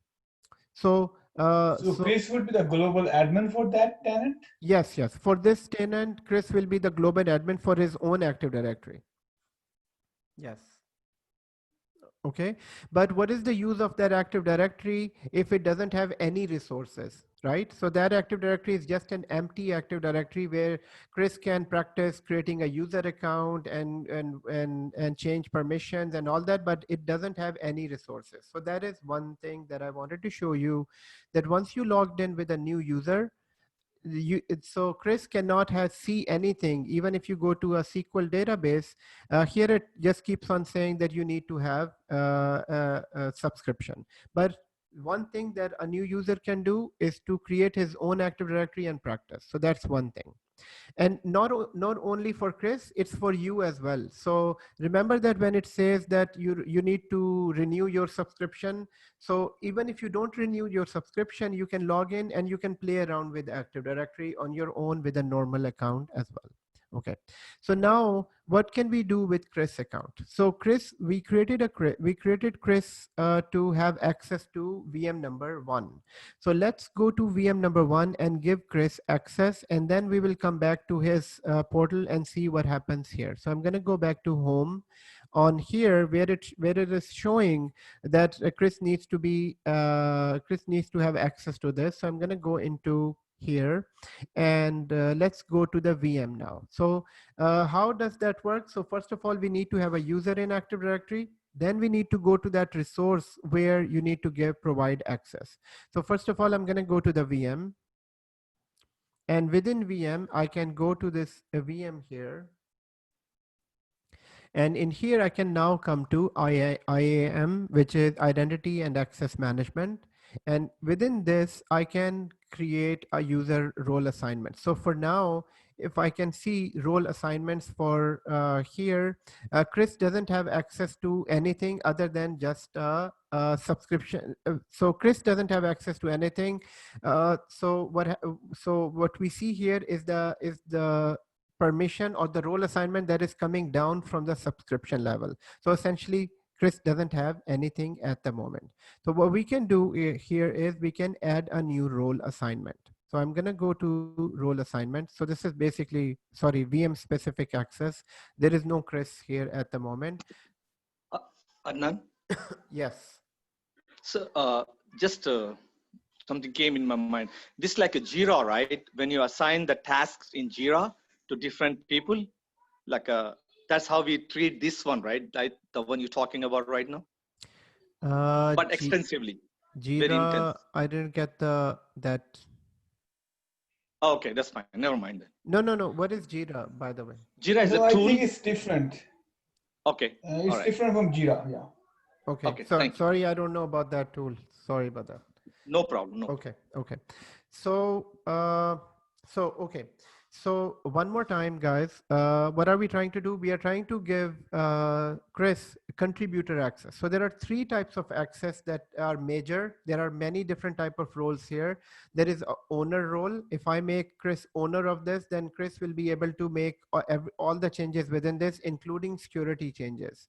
But if I can make him a contributor can do everything with the VM, but the contributor cannot change any security, cannot change any security settings, or cannot assign anyone security access for this VM. So I'm going to make him a contributor, and here I can select the user Chris. So once I select user Chris here, and with a contributor role, and what else he can be a reader role, and there are all these different type of roles available, which are with limited access, monitoring only, or user access administrator, and then there are these other roles. So I'm going to make him contributor with full access, but not Chris won't be able to make any security changes. So save. So once it is saved now I can go back to the subscription, but I need to make sure that it is assigned. Now I will go back to the subscription, and this time I will go back to the VM. So as soon as I go back to the VM, okay, so for this one, we need to re-log in one time into Azure. Because what happens is when a user is logged in, then a token is assigned to a VM. So here it's saying that the token is changed, you need to re-log in. So here access is denied. Why? Because I changed the access within Azure, and once it went back, it's saying, so just one time we need to have Chris re-log in. So I'm gonna sign out and re-log in.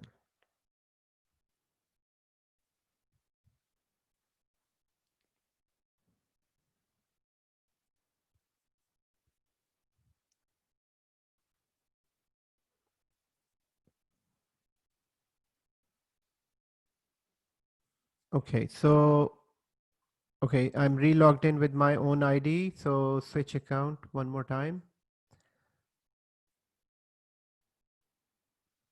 So now here, password.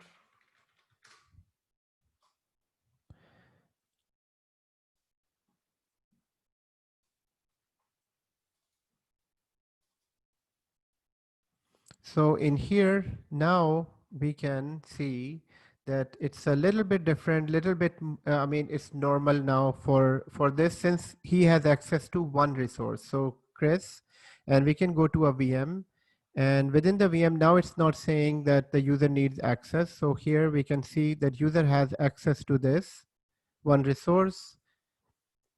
So this is why that first screen is confusing from Microsoft. Maybe in future they might change this screen. So if you have a user of your organization and logging in, there should be some organizational message, not the free assignment. So, but most of the time, since all of the users have some sort of access within Azure, if the user is in Azure, meaning that user needs access to some resources. So users most of the time won't see that. It's just that we are seeing that since user doesn't have access. Okay.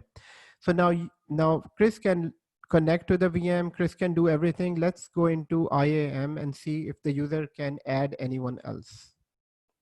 So here, if I go to add and role assignment, which is disabled. So it's saying that these are disabled because user is contributor. Otherwise, Chris has access to networking and disks and size and everything. So let's see size. He can resize the VM and everything. Okay. So this is one thing. Now let's look at the groups here.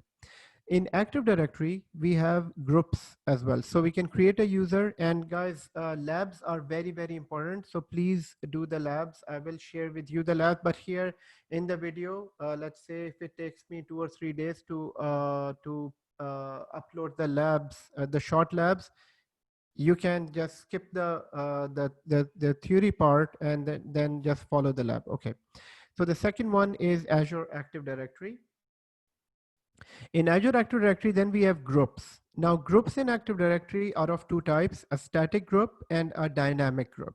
A static group is basically a group where you can add members manually, and dynamic group is where you can add members automatically.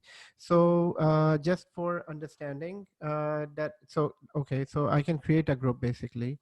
I can create a group. So this is our main subscription, right? This is our main subscription. Yes, I haven't added any tenants in this. Thank you. Okay, so in here I can create a group type, which is I can create an Office 365 group or a security group. Most of the time we will be creating security group. We don't have Office 365 here, but by default it is here. If you have an Office 365 connection to your Azure Active Directory, then you can connect to that Active Directory as well.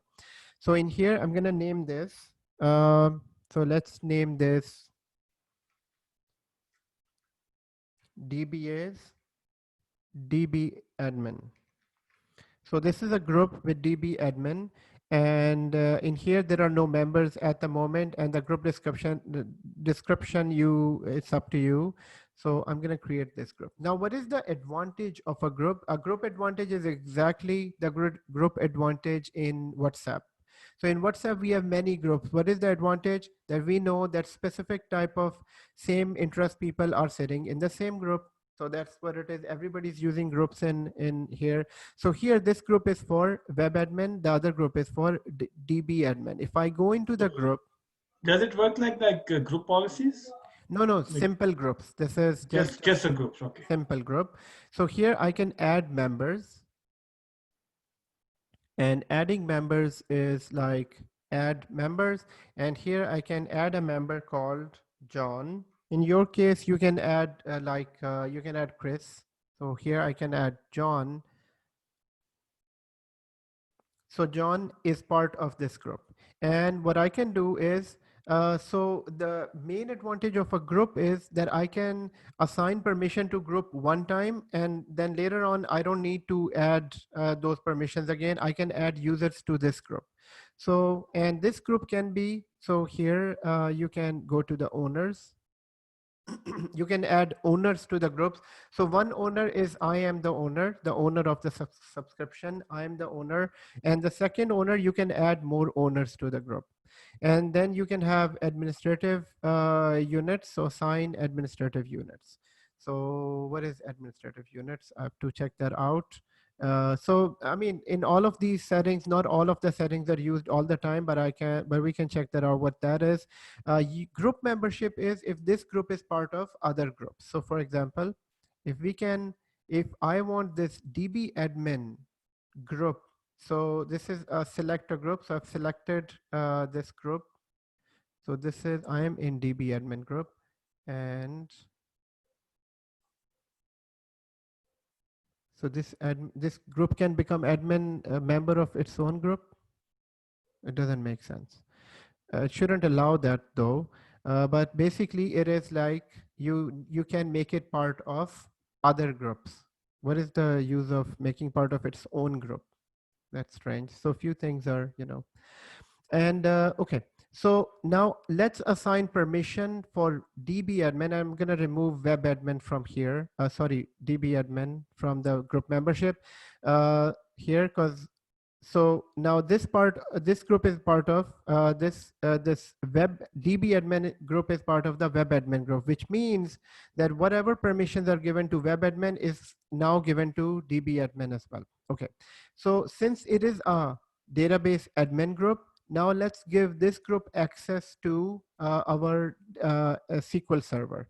So we can go back to home and go to our SQL server, which is this one.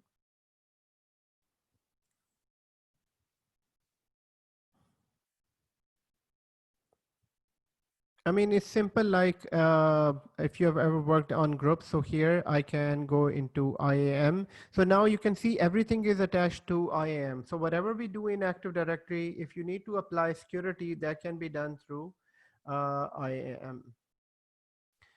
So Ajmal is asking a question, can I add on-premises group here as well? Yes, once the AD Connect is synced and all the users and groups and everything is synced with AD Connect, then you can add and remove those groups as well. So in here, I can add a role assignment. So whenever you need to assign a role, we can assign a role. So we can add here and we can give them, let's say DB admin as contributor access. And here I can find the group, DB admin group, and assign access. So now to this SQL server, anyone who is member of that is part of, basically have access to this as well.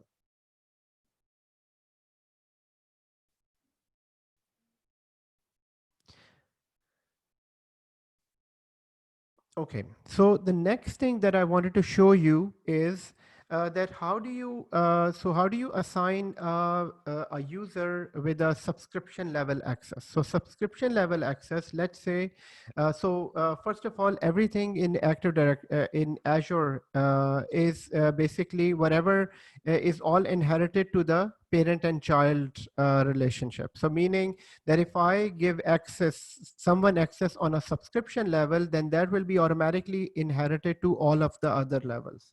So here, if I go to a subscription, and within a subscription level, I can select my subscription here.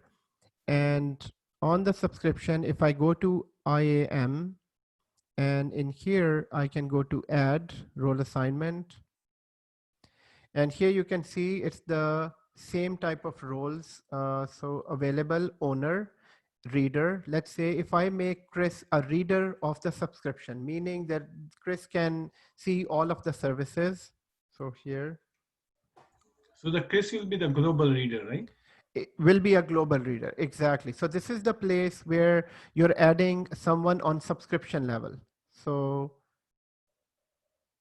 did I added him? Yes. So user is added. Now, how do you know that if the user is added, you can go to any resource level. So you can go to, let's say we haven't done anything on the database level. So we can go to the database and we can check so on database, there is no IAM because why there is no IAM? Anyone can reply to this question. Why there is no IAM on database?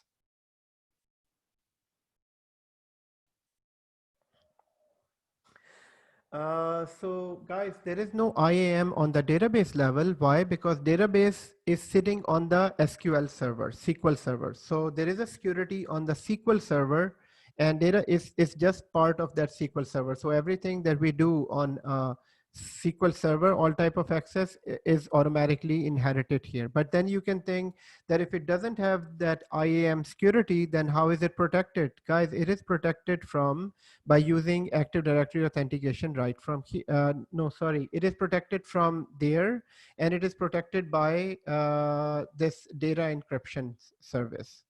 And also it is protected from it. Everything is to do with the security of the server. Remember that we can add Active Directory users within the Active Directory server, and plus the database permissions is also managed from within the Management Studio.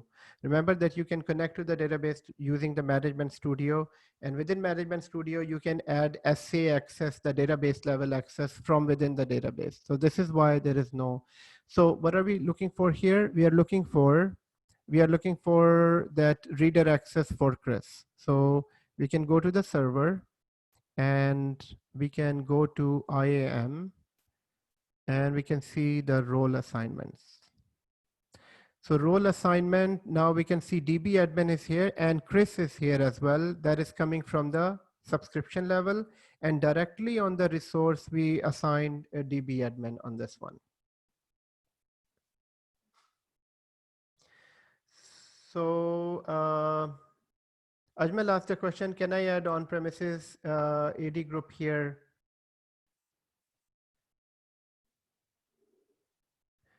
So Ajmal, I replied to that question. Yes, we can manage on-premises groups as long as AD Connect is syncing all of the groups. So once AD connection is done with the sync in Active Directory users and computer, you will see exactly the same list what is on your Azure, and whatever changes you do on the groups, it will be replicated back to the that Active Directory as well. Okay, so Majbin asked a question, why is he reader? Majbin, remember that in subscription, when we went to the subscription, we specifically grant reader access for Chris. So when I went in here, IAM, and in here, when I went to role assignment, in role assignment, we said that Chris will have a read access to this. So that's why. Otherwise, I mean, you can add on any. So this means that if you assign anyone on any level, that will be inherited automatically to all other levels. Now let's look at Security Center. So Security Center is basically where the security policies, so we have seen the Azure policies, so those policies are for the complete Azure. But here Security Center is basically where it is, so Security Center will have, first of all, everything. So it will give you an overall score of your organization. So basically here it's not showing any score. Because in order, first of all, Security Center is a paid service. In order to have a Security Center, you need to have a subscription. And once the subscription starts running, then it will take around 40 minutes. Sorry, not 40 minutes. Sometimes 24 hours to get the right score of your organization. And if you go down to pricing tier will show you that here the Defender plan is on in my tenant. I don't know, how does it look like in a free trial, everyone? So here it's saying, okay, so in my case, it is on because I switched on the trial version. So I switched on the trial version in this, and this is why it is on. By default, it is off. So even in your case, it will be off. But if you go to the pricing tier and if you switch it, I think you can switch it on for a trial version, for a trial period, and then you can switch it off as well. But what can it do? So it can monitor servers, one server for $15 a month, and then app service $15 a month, but it will do that advanced security protection. It will give you an overview of everything. So once you have this type of access right here, so what it does in Security Center, you can basically, so these are the different prices that how this can check your environment. So first of all, it will collect all of the data. So here auto provisioning. So auto provisioning says Security Center collects security data and events from your resources and services to help you prevent, detect, and respond to threats. And auto provisioning, this enables you automatic installation of log analytics agent on all of the VMs. So by default it is off, but in order to have log analytics, which is log analytics is a paid service, another service that you need to enable first in order to have detailed what do you call a detailed monitoring of all types of everything. So what I would do everyone, I will create these small videos. For now you have some work and a lot of understanding to be reviewed in terms of security. So I guess we will review this again on in the next lecture. And so probably, and then we will also go through the full lab that we need to go through. So I would suggest everyone within these 5 days, please review everything so that you can go through the custom lab and also go through all of the video labs so far that are posted within the YouTube channel. Any questions, anyone?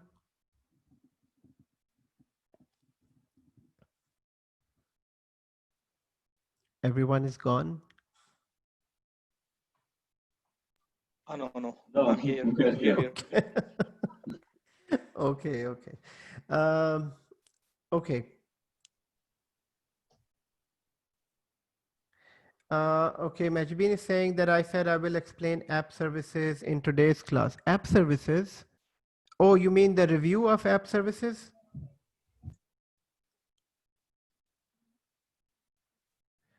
Assalamu alaikum. Walaikum assalam.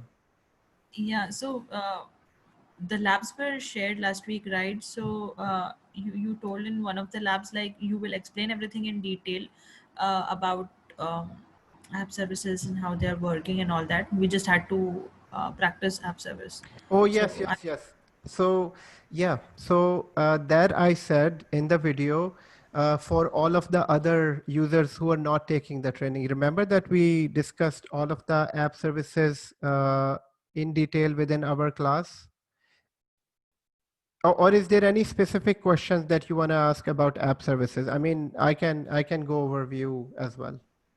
no, I think we haven't discussed anything about it. Just we discussed about file share and container, and then later on everything was in the lab and we practiced it. Just that we didn't do it in the class. Like we haven't explained anything about them. The app services? Okay, sorry, I'm confused. The app services, when we talk about app service plan, it has the web apps and then mobile apps, and then we can create the app from the Visual Studio and connect it back. No, we haven't discussed all of that in class. You just showed us one sample in the video, like the lab, and you told you just practice this one and then we will do it later. So, but then we didn't do anything in that. Okay, just a second here. I mean, I'm glad to go over that again, but here, let me go back to, let me just go back to,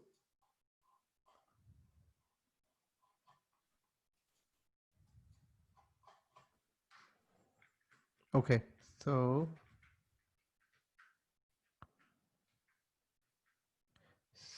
this is all about app services. Do you remember this building block? Yes, I remember this building block. So this is all about app services. I mean, is there any other thing that I said that we will be discussing other than this? There was two ways of creating the uh, there was two ways of hosting the website, and you said you are sharing one of them and we will do the rest and explain everything about how we can host later in the lab, in the class. Oh, okay. Now I remember. Okay.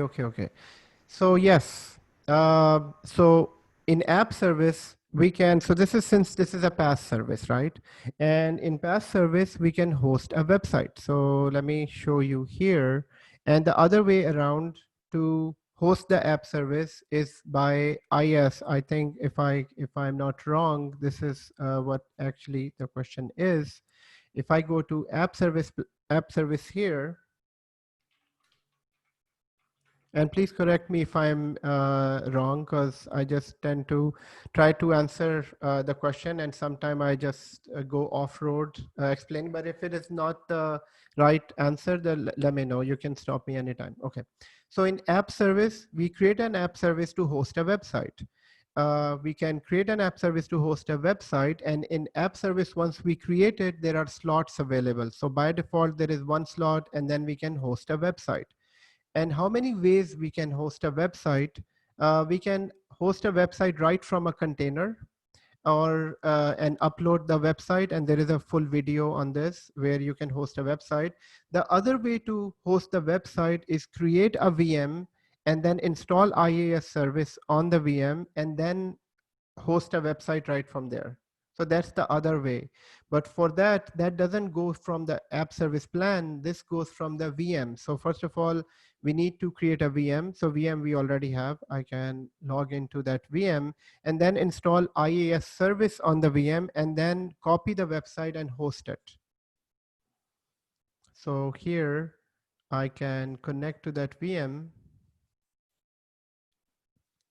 And so what we can do, Managemant, I mean, I'm trying to understand, and I want to answer this question, and whatever the confusion is, I can, I mean, I want to reply to the right question. It's, I mean, it's just that I'm not able to completely understand what did I miss in that. But you can refer to that video. You can send that video to me. Okay, so that in the next lecture I can go into more detail. What do you think about that? Yes, definitely, sure. I Okay. will share that with you. Yeah. Okay, okay, excellent.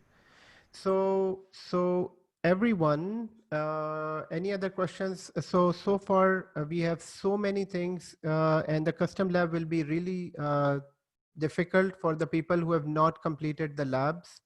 So it will be a bit challenging. So I would request everyone to go through all of the labs again one more time, right from the start till now, and practice everything. Did you post about that Visual Studio Lab? The Visual Studio Lab? Yeah, the one which we were doing something with the Visual Studio. I forgot. Visual Studio App Service. Yeah, I did. There is a lab for the Visual Studio. Yes. Yeah. Okay. So, and you're most welcome, everyone, to ask any question anytime. So next week, half day, we will be reviewing everything, and we'll be posting all of the labs, and then we'll be starting AWS as well. So at the same time, how about exam preparation? Any confusion with the exam preparation? Now the exam preparation will start, and then now we will be having questions. Okay. So Yes. should we go for the exam before we start AWS? You know, Because I'm not confident, and I've not started looking at the questions as such. right. I don't know really, like, I should keep it for like later, or I should try to finish it as soon as possible. So in my experience and everyone's experience who have been through this certification, it will take you around, if you start now, it will take you around 2 to 3 weeks to prepare for the exam. Okay. And so I mean, if I would say that you can do that in parallel with going with the AWS training, but if you want to completely concentrate on the exam, then you can do it after the training, I would say. I mean, But then it will not create any confusions, right? Because I think someone mentioned it once, like after you are done with all the 3 trainings, you will be like flooded with so many things in your mind, and you'll get confused and all that. Yes, so it won't be confusions because all the technologies are different, and since you will be doing different labs in different technologies, so basically your concepts will be more stronger. But flooded meaning, I said that in the beginning, I remember that. Flooded meaning that there are so many things that that will be there. You will have more experience, but but this has nothing to do with the exam preparation. Exam preparation is separate for both exams.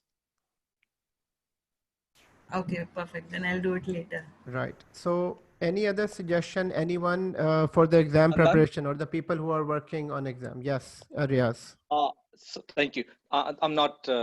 I took your suggestion, and I'm going to just skip to the question. I'm going to take exam after all the course.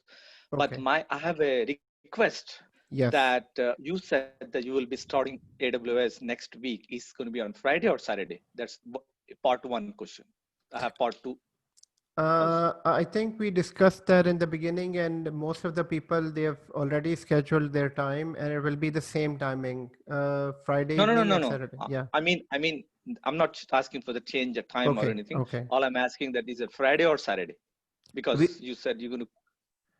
okay, you're saying that when are we starting this? So most Uh-huh. probably on Saturday, because Thank Friday you. we'll review everything and we'll also go through some labs as well, the custom lab setting.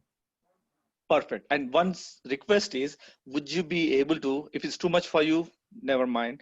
Would you be able to send or on Saturday at least have a slide which says next 5 weeks, what we're going to study every week, so that there is so much other stuff on YouTube that we can study and come to the class. In my case, because I can Okay. understand better Okay. when you teach us. You mean the course content, just like Please. so here on the screen, you're seeing the content we have covered. Yes. Yes, I can share a content like this for AWS as well. Okay, that's on Saturday. If you do at I least on will. Saturday, I so that way, will write it down. Yes. yeah. Because when I started Azure, I was shaky, but Yeah. I'm getting Okay. there. Right. Right. But I No don't want to be problem. the same boat on the AWS, because I want to start with the bang. I want to have a better understanding what Okay. I'm getting into. Sure. No problem. Thank you. You're And most welcome. I might have two more people joining, hopefully. Okay, AWS. excellent, excellent. Yes, you can refer to people, everyone, if they are interested in AWS plus GCP. And I will be, I'm doing that. okay, thank you so I much. talked to a couple of people, and at least I believe I'm going to recruit two of them for sure. Okay, thank you so much. Thank you. You're welcome. Bye-bye. Okay. So, Brother Adnan, I think you will be sending us something like some custom labs which we can do something. Yes. So so I'm preparing that custom lab. I mean, I have a previous lab, but that doesn't work anymore because there are a lot of services changed. So I'm working on this. So within 2 days, you will receive the complete document. But another thing is, yeah, this I'm not sure if this will be too much for you. Will you be doing some videos on this the security which is we have done Oh, today? yes. I have to do videos on SQL and also this Active Directory plus Security Center plus deployment. Sorry, what do you call role assignment? Yeah, I have to do some videos on this. Yes, I will. So, I have to provide you these videos. so what I say is, whichever video you are able to record, just post it immediately. Don't wait like all get collected and then post. Sure. Normally I try to do that, but in I mean, these videos, when I make them, it takes some time for this to refine. One video, I have to be right. To make a to the point video, it's not just one take. Sometimes I have to just delete and then recreate, then delete. So that's why it takes time to Okay, I create got it. that one complete lab. So, but I will try to post as soon as possible. But in the meantime, since you have a custom lab, I would say review everything before next week. Okay. Yeah, okay, Adnan, thank you. Okay. Thank you, everyone. This is all for this session. And thank you for joining in, everyone. If you have any question anytime, just let me know. Thank you. Good night. Good Okay. afternoon, I believe. Okay. Good afternoon for me and good night for all of you. Bye-bye. Okay. Bye.